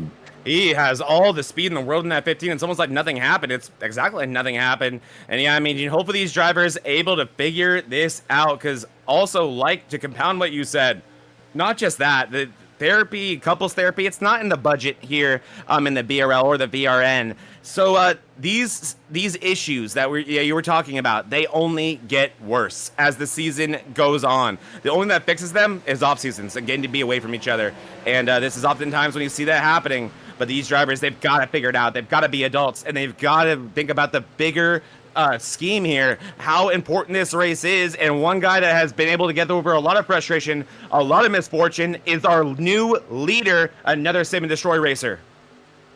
Mills came in 4 points behind David Brenner on that cutoff line. Oh, boy. Needed to make a run, and here he is. Now Jaron Valley making the play, zips on around. Kyle Lynott on that inside, trying to take that position away. Nick Mills going to rip that rail, trying to find that speed. But unfortunately, McQuarter now moving up as well. Oh, he's wiggling. Big hit on the apron for Lynott as well. What an amazing save by 988. That dude is just so skilled. You oftentimes can't even see it when he makes little mistakes like that. But Jaren Valley wrapping that bottom like an absolute monster. I'm not sure. Oh no, McCord getting crazy loose off of Mills there. Mills and McCorder with a little bit of negotiation going on through the backstretch. Another huge scare for that 15 as he completes the pass for third. You got to know that that driver of that 20 is boiling right now. He was leading, and like I was about to say, Gene, I don't know if that was more about Jaren Valley just nailing that corner or Mills just blew it that bad. Nick Mills is the face of patience in Webster's dictionary. I didn't give him the nickname Psycho for nothing. He's going to be fine. It's going to be, we're fine here. And yeah, we are good. See it's all good. Sim and Destroy and Gulf Coast Racing, they have a detente between the two. Not going to be a problem. Valley, Lynott, McWhorter, Mills. So it just is Sim and Destroy, Gulf Coast, Sim and Destroy, Gulf Coast. Props to Kevin for putting together a really fast team in just 2 short seasons. Zach Angle, JC. Who that? Yeah, Eric Gabriel just put down the fastest lap of the race back in 10th place. And that was oh my God, that was a heater of a lap. Not only was it that the fastest lap of the race, Gene, no one is even in that stratosphere that Eric Gabriel just put down, and then he's going to show Stephen Neal, look how fast I am. He's going to pass him for 9th and not a millimeter wasted there. Back up front, Kyle Lynott has his hands full, and now Alex McWhorter is to his outside. Alex McWhorter, this feels like the one. Everything has gone against him. He's fighting against it. He's passed Lynott. That 15 is as fast as it's been all season. Oh, man, Mean Gene, let's see what can happen here. Alex McWhorter to 2nd place. Completion of lap 100 is about to occur. Only 20 laps will remain as Valley crosses in the lead. McWhorter behind him, and then Lynott and Mills side by side doing battle for 3rd and 4th. Great action here on Eric Gambrell. Eric Gambrell is an absolute rocket ship right now. That 46, he's a different freaking number in every league. Yep. But look at this dude go, Mean Gene. This is ridiculous. And he's using the bottom. Last pit on 91, just like everybody else. So this is just the skill of Gambrell on display as he's powering through that field, getting by those playoff drivers. Schofield, JZ Bennett side by side doing battle. Angle. And Angle wins. Yes, and Angle will go to the outside there and complete that pass. Eric Gambrell, though, Mean Gene, I'm going to stick with what I said earlier. I don't think this track has trended any direction. I think it's the same track these guys started on, just a little bit more rubbered in now. That inside is where you want to be on the early parts of this run. If you can make that inside work for the first 20-ish laps, that outside is going to be faster for you than it will be for others. Eric Gambrell looking like he's putting himself in a great position right now. And we talked about this last night, that this dude has really figured out the long run lately. Yeah, no surprise there. Oh, getting really close to Matt Schofield right there as those two battling for 7th and 8th spot.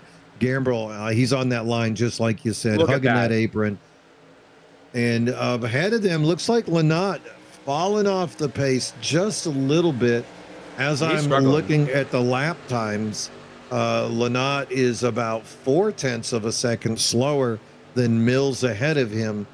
So Kyle at this point, again, all of them on the same pit strategy, the same tire strategy, but the way they handled it, and I think you're on to something about that inside lane early in the run and then rip that rail for the last remainder. So about 110, I think, maybe 108, start ripping that top.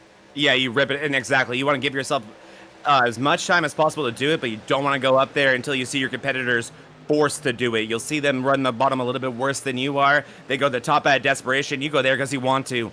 And then you also have more flexibility than they do, and that is going to be Gambrell again, looking at the inside. And Kyle Lynott, Mean Gene, he is not necessarily slow. He's just making a lot of mistakes. He's been hitting the wall on the exit of 4 and 2 all too often, and so that's why I think it's looking like he's not putting good lap times.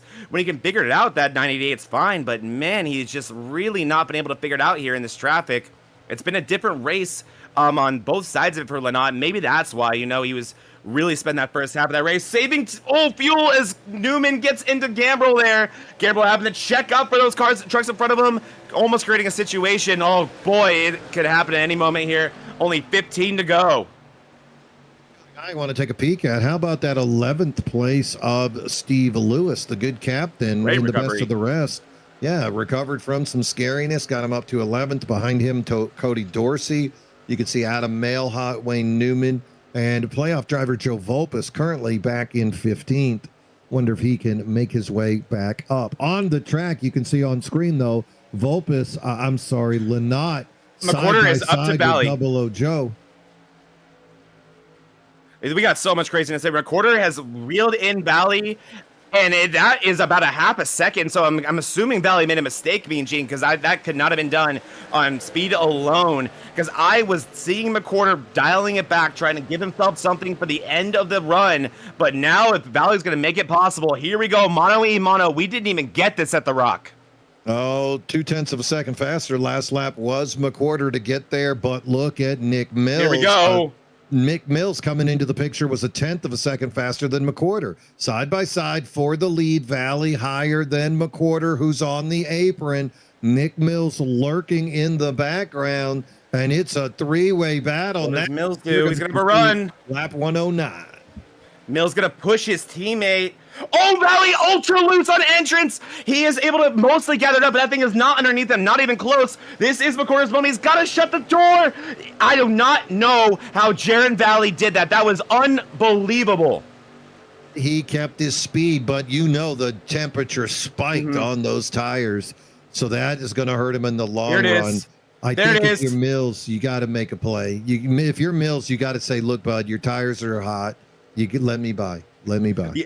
That may be one thing that can work to their advantage, because Alex McWhorter, like we predicted, he is the class of the field. They have David Owens in front of them. I'd assume I'd hope he's going to give McWhorter an easy time here and not be problematic, as even though I'm sure he's not happy with the two behind McWhorter, but this is finally lining up for that 15. He's waited all season for this, Mean Gene, and now it's going to be 10 to go this time around. McWhorter will have a chance at this. Owen's going to stay high. He's going to cut off their exit. That's one way to do it. That is massive for the 15.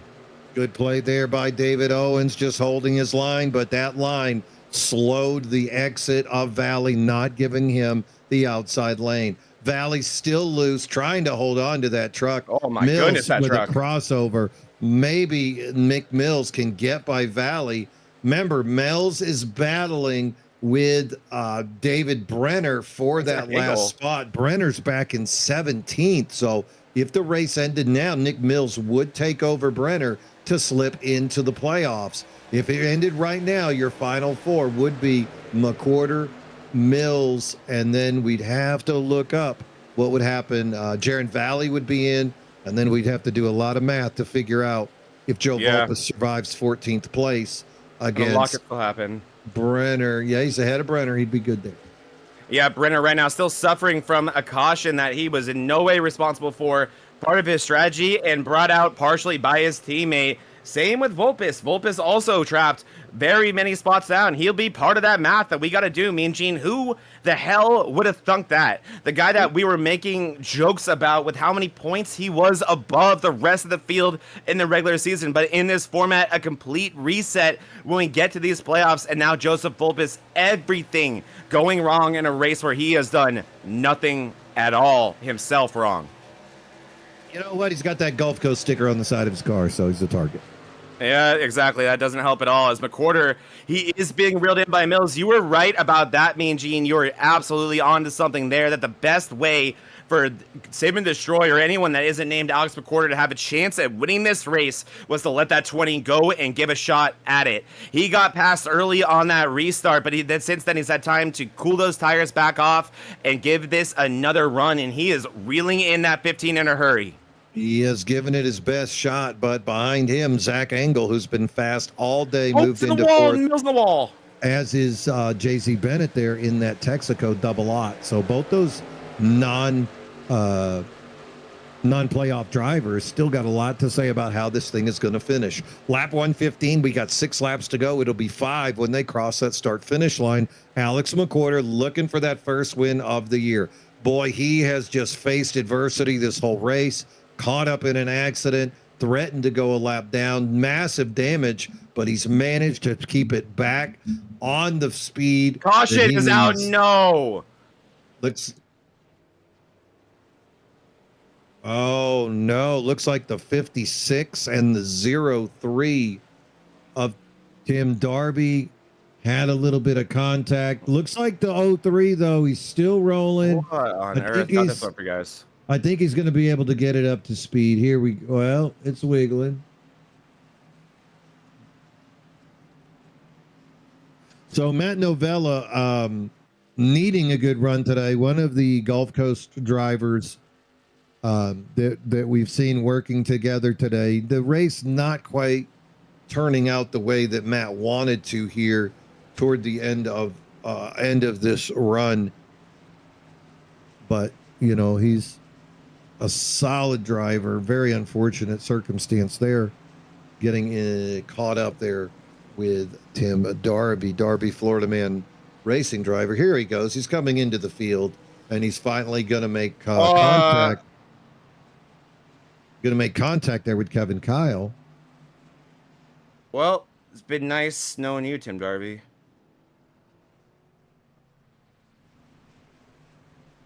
Okay, well, Novella now, at least he's still rolling. Looks like Novella's fine, and he's going to get it up to speed into the side of Tim Darby. What a Joke. And, well, I get why they were so pissed. What a joke of a wreck, too, if you guys want to see this one. let's go to the first part. Let's go to the first wreck and...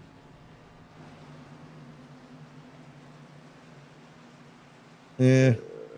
Well, we're gonna have to find him for having a VRN logo on his truck. Go back. Did Darby hit the wall? This happened to Tim at... Yeah, this happened to Tim at Bristol. He qualified 6th and was running great for about 20 laps, and then he hit that wall and came down and got into it with and David failing Medina. to see what Darby is so upset about here, me and Jane. You know what really made that a lot easier for Matt Novella is if Tim Darby didn't hit the wall there. I'll tell you what, I imagine Tim's going to go back and look at this replay and be like, fudge sickle. I'm gonna get that off of here because I don't like that there's a VRN logo on there. Yeah, well, I've been in the boat. I've been in Darby's boat before where I thought somebody definitely hoed me. And then I might or might not have said something crafty on the radio. And then I go back and I look at the replay and I'm like, oh, I was not close to the wall. I was coming down across their hood. I'll tell you this, Gene. In DDIRL, saying something cute on the radio will get you a lifetime ban. Lifetime. Oh yeah, we don't put up with that. It's iRacing is not a place to have to put up with people having little temper tantrums. But so yeah, I wonder what in BRL this will get for you. Well, luckily for Mean Gene, my I rating gets me a ban from DDI Racing. Yeah, that's why. So yeah, we got boing, got one. Let's get Kevin Kyle for good measure, and then obviously the main victim, Matt Novella. I'm gonna get you, sucker. Did y'all ever see that NASCAR movie? heat type stuff here. Y'all ever see that movie? I'm gonna get you, sucker. That was a really good one. Never saw that movie. Should. Yeah, so a lot of these guys, y'all need Jesus. All right, so let's go back to the front. Again, McWhorter, Mills on the front row. If the race ended right now, both these guys would make the playoffs. Playoff driver Jaron Valley finds himself in 4th. Playoff driver Stephen Neal finds himself in 7th. But remember, Neal, with the tragic effort at Rockingham last week, way behind the 8 ball, out of the picture. That means the 4th driver in would be Joe Volpes, who's currently back in 15th, because we see Brenner in 18th, and then Kevin Kyle, he's in Florida land after that contact. Green flag. Away we go. Alex McWhorter with a great. Oh no, Angle. Zach Angle didn't go. Spun the tire. Stephen Neal is loose. Schofield down on the bottom. Everybody below the apron, though, Zach. What did Michael Waltrip drop the flag? Guess so. I guess no caution. I guess we stay green here. as 2 to go. I'm assuming this is the first overtime. McWhorter with a pretty big lead here. All he needs to do is get to the white flag, and this thing will be official. It won't matter what happens after that. Alex McWhorter, it's still all coming together, and that's it. White flag. Mike, look at this. White flag for Alex McWhorter. Nick Mills in chase behind him. Jay-Z Bennett in third. Ryan Newman, Cody Dorsey rounding out the top 5. 1.5 mile track, and we're about to come to the 0.75 halfway mark. Alex McWhorter been searching for the win. This man has lived in the shadow of David Owens. He's been standing behind the tall presence of Joe Volpus, but here Let's today, go, Alex. McWhorter stands tall on top of the podium. Yes. Alex McWhorter wins the Firewater Tire Solutions 180. You're going to the Final Four. It wasn't pretty, but who the hell cares? Finally. My goodness, Mean Gene, and I'm hearing the driver chat right now. It's lighting up. Every single driver in this field happy for that 15 right now. That is a heartwarming win. That is going to be a popular win among this league. This driver has been knocking on this door for far too long. This is beyond overdue. So happy for this driver right now. Great win there by Alex. Long time in the coming. Look behind him, though. First guy that had to watch him cross the line, Nick Mills. I'm doing a little math in my head.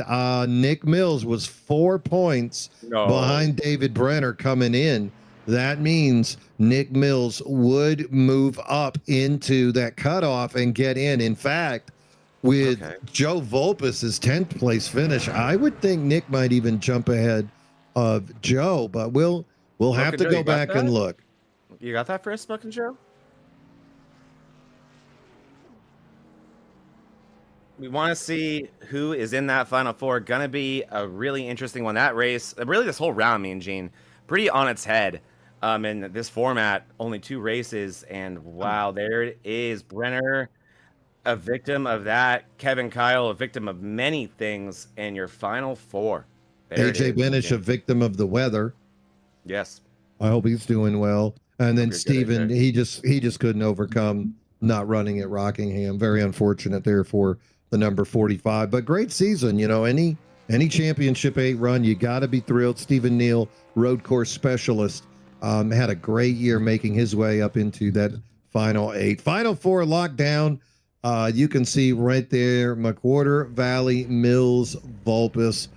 Championships on the waists of Volpus, Mills, and Valley already. McWhorter would love to get his first and accumulated the most amount of points here in the second round and took both poles. So if you're going to peak at any time, you got to feel good. Well, Mean Gene too. Let's be real here. Let's just pretend that, just pretend like what the format makes us do, that nothing existed besides these 2 races that we just saw. Jaron Valley and Alex McWhorter are the class of the field, and no one's even knocking on that door. It's not even close. I know Nick Mills finished second today, but Jaron Valley, I led the most laps for the second week in a row. He has been in control since the Rock, and Alex McWhorter has been the only guy that's had anything to say anything about it. This is interesting. Alex McWhorter and Jaron Valley have caught fire at the perfect time. Yeah, going to set up a great showdown, but you cannot count out Joe Volpus. This guy dominated the regular season, had the most dominant season we've ever seen with top 10s, top 5s, wins.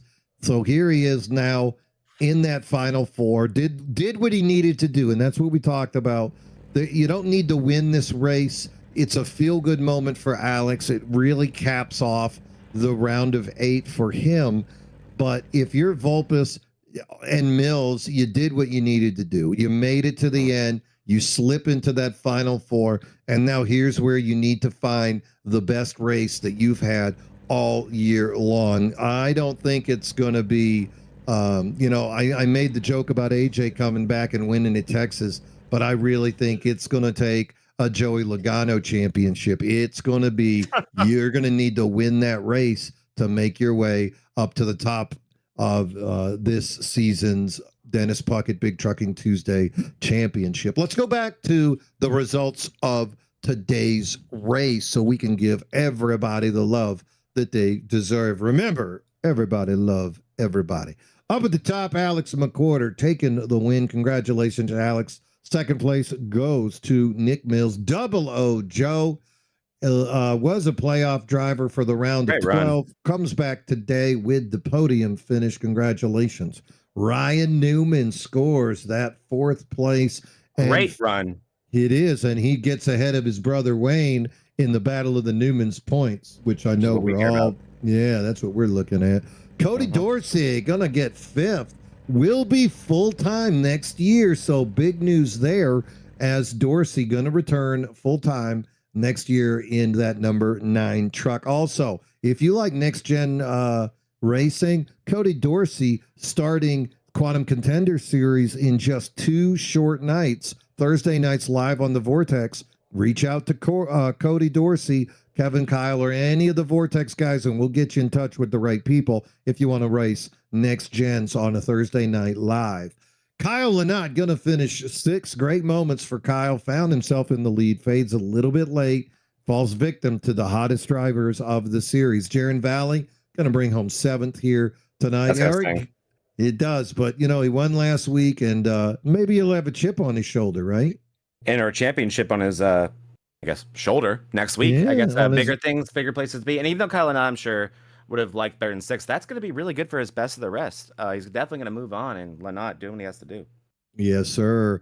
Behind him, Eric Gambrell ran really well for moments. That number 48 had some exciting moments with Kevin Kyle out there as well.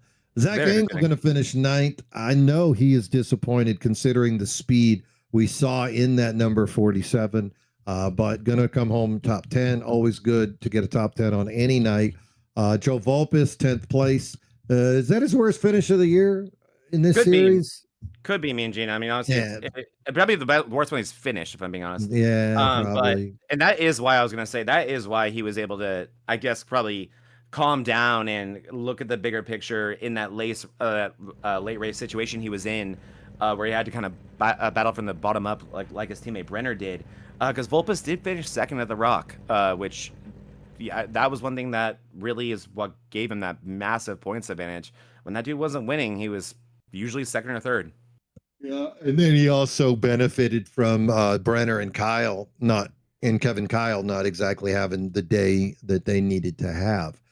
Behind Joe, you can see Tommy Fox, another solid finish for the best of the rest driver. Steve Lewis, another best of the rest contender, going to bring it home in 12th. David Brenner going to be eliminated. Round of 8 playoff driver. Good year for David, but now he's going to be rooting on 2 of his teammates as they are battling to move forward. Behind them, Tom Lester, the number 6. Didn't get to talk very much about Tom today. Good, clean race. He did. He stayed. He kept it clean. He had his moments up toward the front. Same with Wayne Newman. Again, keeping it clean. Didn't call his name out too much. Adam had some fun rides. The old sharp-dressed man right there in that 6'6". Austin Rayburn, another hot rookie. Can't wait to see what he does in his sophomore season next year. Stephen Neal, 18. Wanted to do a little bit better, but again, great year for him. And Matt Schofield should move on in that best of the rest. We're waiting to get those points. But that will be your last truck on the lead lap. Yeah, then you have Owens finishing in 20th place, and this is very much the junkyard. You have Matt Novella 4 laps down. You saw his late drama. Tim Darby with what might be his last BR race in 22nd. Kevin Kyle with the most eventful day of his iRacing career. I freaking hope so.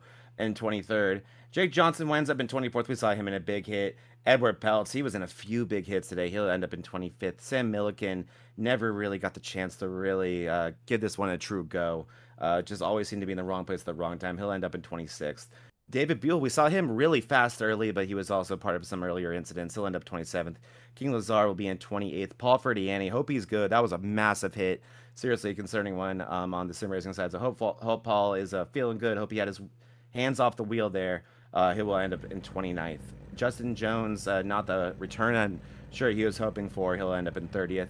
Chuck Heiger, 31st. And then Zach Williams doesn't look like he got to the the grid in time. But yeah, very eventful one here in Mean Gene. And with how crazy that one got, it's honestly a little bit surprising to even see 19 in the lead lap when all was said and done. So, Joe, pull up best of the rest for me. Yeah, yeah, just pull up going into it and let's just play some games. So Kyle Lynott finished 6th. Feels good. I think he's good. Adam Mailhot comes home in 16th, and he's going to get 15 points. He'll be fine. Ferdiani This got is when 2 things points. this is when things get weird. So let's go ahead and skip all the way down to Rayborn. Did Rayborn race today? Yes, Where yes, do you he wind up? did. He got 14 points. That's where it gets interesting. And Louis recovered for 11th, Louis got 19 points. and Schofield put it where? Schofield wrecks out. So Zach Williams doesn't start the race. Barish, I don't think, was in this race. Peltz, Fox, and Ferdiani had bad days. This No, is gonna be Tommy got 11. Oh, I'm sorry, not Fox. Oh, I mixed up Fox with someone else. I'm sorry. Right. Ferdiani fell down to about 20 something is though. Yeah, so no, he's got 19. 29. He's got 19 total. Tommy Fox got 21 points, so that puts him at 30. He's good. So Fox is in. Let's put Fox in. Where did Peltz wind up? Eddie Peltz, he accumulated 6 points. Okay. That puts him at 21. Did Fernier get any? Like 1 or 2, maybe? Yeah, he got 2. So you got Ferdiani at 19, Tommy at 37. Eddie Peltz finishes 21 points. Rayburn got 14, so that puts him at 27. He's in. He's in. He's absolutely in. Yep. And then Steve Lewis with 11 and 19 puts him at 30. Oh, Lewis takes 19 home today, you said? Yeah. So that he's at 30. It'll be Rayborn and Lewis taking the places of Peltz and Ferdiani if I was a betting man. Yep. There it is. And so it's going to be Lynott, agreeing with us. So Lynott, right. Mailhot, Fox, Lewis, and Rayborn. Rayborn, correct. That is a pretty stacked one. I mean, the big ones that you'd have to look at would be Schofield missing is very surprising. He was, I believe, yeah, and then he also had the biggest hit we've seen in a while at the Rock. But I believe Schofield, if I'm not mistaken, was either in the postseason last season or the second place best of the rest driver. No, final 6. He was in the championship 6. Yes, he was. So wow, it's not a fall from grace. It just goes to show how much the ceiling continues to rise. And then Ferdiani, an incredible driver, a driver that we've seen on Sundays race for wins. That's a wild one.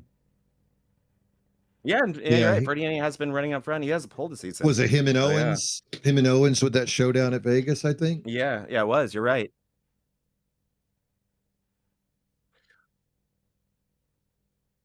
Sounds like we're crazy people right now, Gene. Key up, Smoking Joe.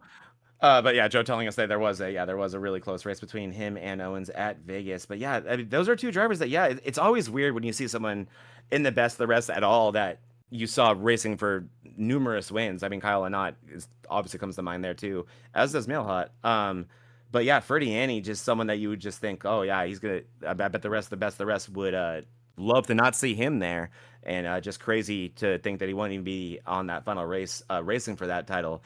But it really just goes to show top to bottom how good this league is. I mean, all of the guys in this list here are capable of winning in just about any league.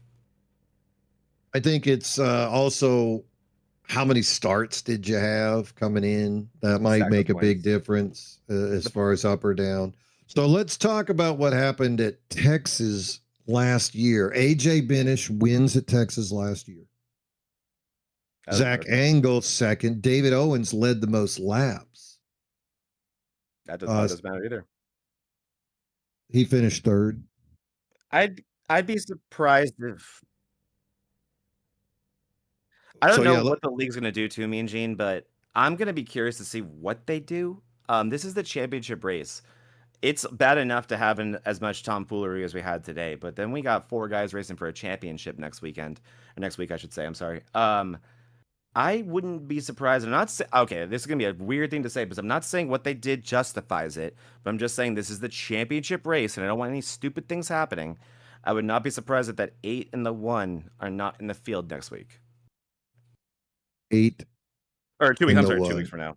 You might be right. There might be a little sit down. We're going to have to see what league commissioner and league owner as well. David Buell had a front row seat to all of this. You got to see all of it he's not firsthand. going to get an email. He's not going to get a text. He's not going to get a Discord message. He doesn't need one. He saw it himself, and he's going to have a lot of sitting down and a lot of looking at different camera angles. Smoking Joe, make sure you save the replay so you can you can zip it over to him. And poor David, he's gonna have a lot of time looking at it.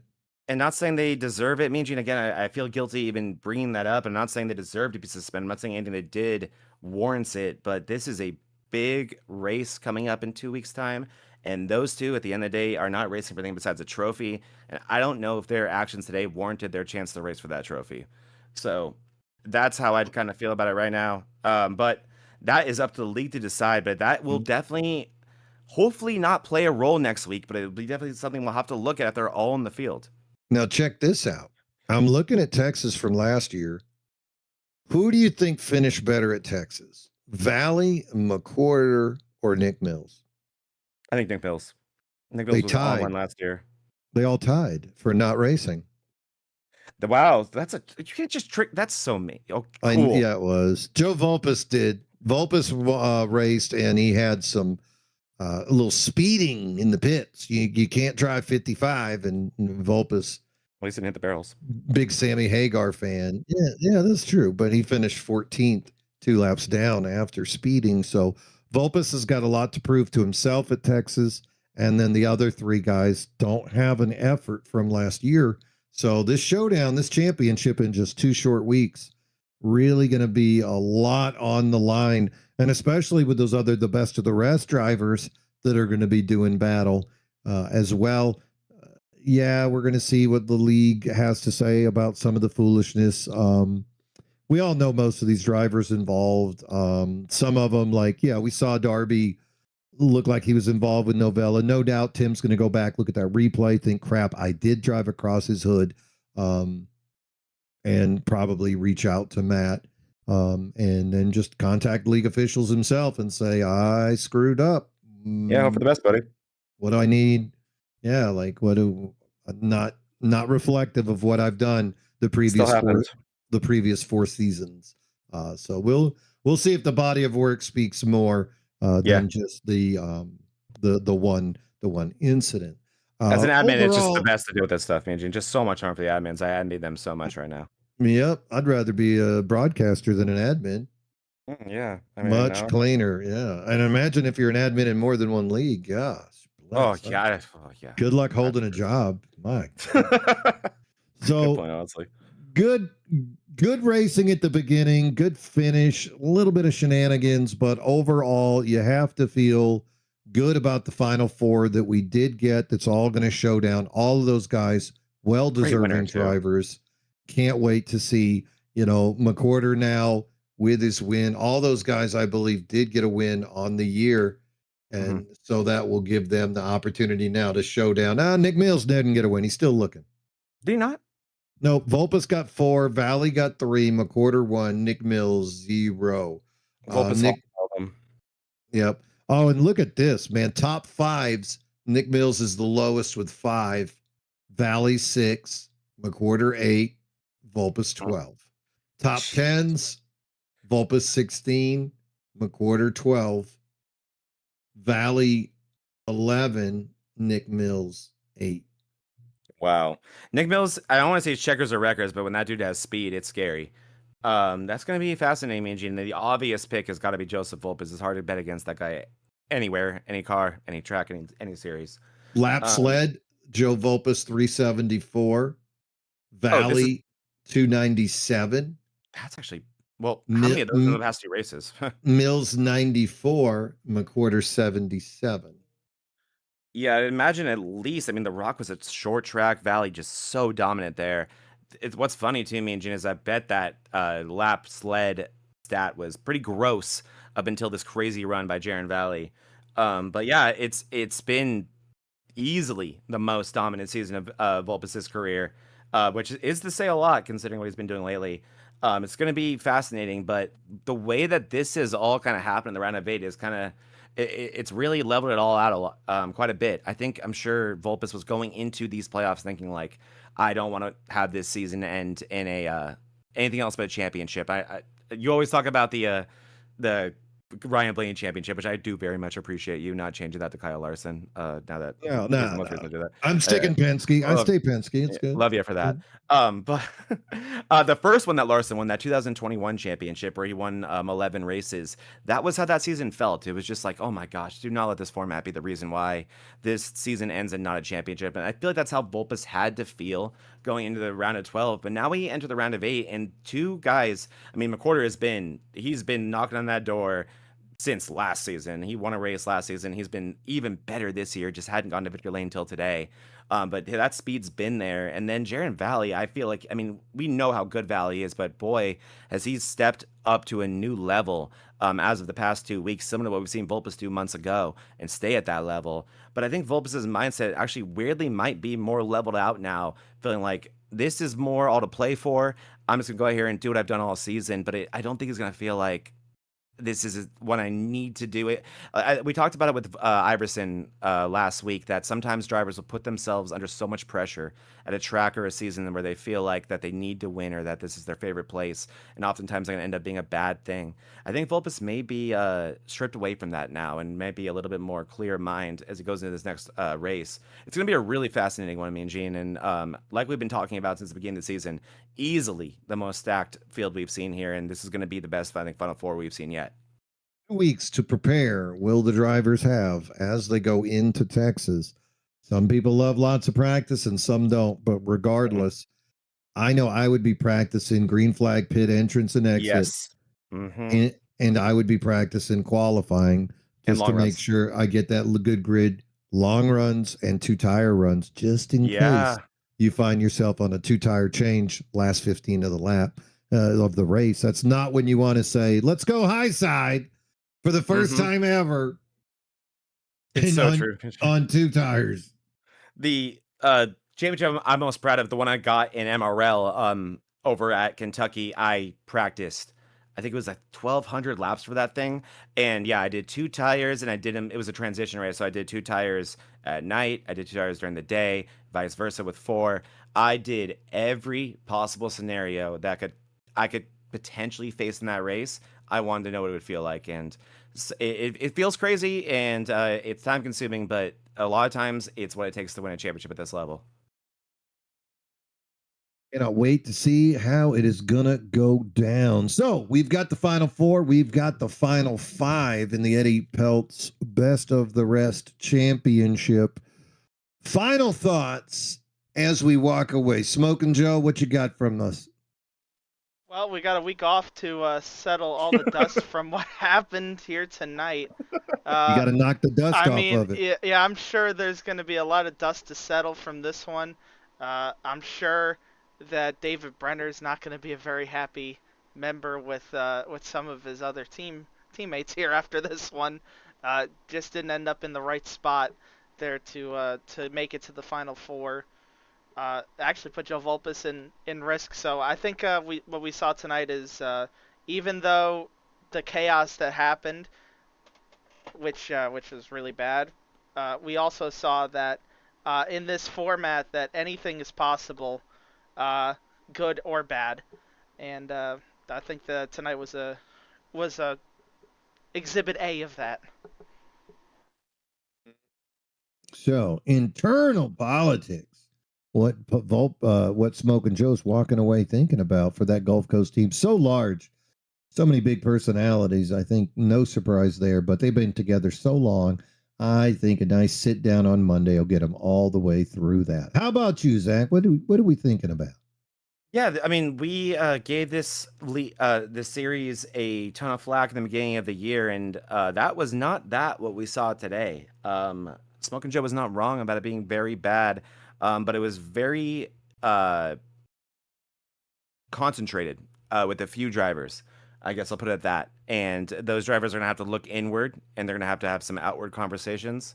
But they're mostly going to have to figure themselves out. And yeah, the biggest thing that I was, I think, a little bit emotional about last night and upset about was a lack of respect for drivers who put in so much work to put themselves in this position. They show up week in and week out. They don't miss races just to be in this very race, especially in a format this brutal where it really there's just no room for error, and they've done nothing wrong. And it's borderline gross to see when things get in the way of that are far smaller than them. But the one thing that was a massive silver lining here today was, and I think honestly why we I think probably look back at this as an overall good race. Because this league did put on some fantastic racing here today at this track that is very difficult, that oftentimes does have a lot of incidents at it. But it's, I think, a win that we've been waiting for all year from a driver who fought through what felt like the story of his season put into one race. It felt like a movie today for Alex McWhorter. I think this will be one that he remembers for a long time. I'm sure he has a lot of trophies on his shelf, and I'm sure this is going to be one of many, and one I'm sure there'll be many more in the future, but I think this will be one that sticks with him because this has been a hard season for McWhorter, and he's dealt with a lot. He's been a race-winning driver all year. And then this season, Mean Gene, I mean, this race, there was a moment in this race with less than 50 to go where I said his race was over. His chance of going to the championship race was over, and I'm so happy I was that wrong about that. I'm so happy he got it done, and that was the most resilient drive I think I've ever seen. And yeah, it just felt like everything that 15 has dealt with all season being put into one race and him having to overcome it, and watching him do that was truly beautiful. So that all I'm really thinking about, honestly, even more than all the dumb drama, is that awesome finish, that awesome winner, and that incredible story that entire season told that culminated right here. And we'll see what happens in 2 weeks' time with him racing for a championship. Cannot wait to see Gulf Coast Racing facing off with Sim and Destroy Racing as we see Valley and Nick Mills versus McWhorter and Vulpes.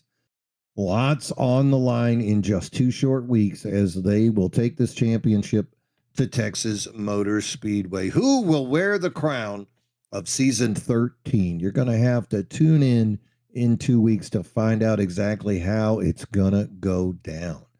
Want to give a big shout out to our sponsors today. Thank you so much to Firewater Tire Solutions for their sponsorship. Thank you, Tim Foss, also for being the middleman on this deal. Tim and Madison, of course, racing with us this season. Hope to see those guys return next season for season number 14.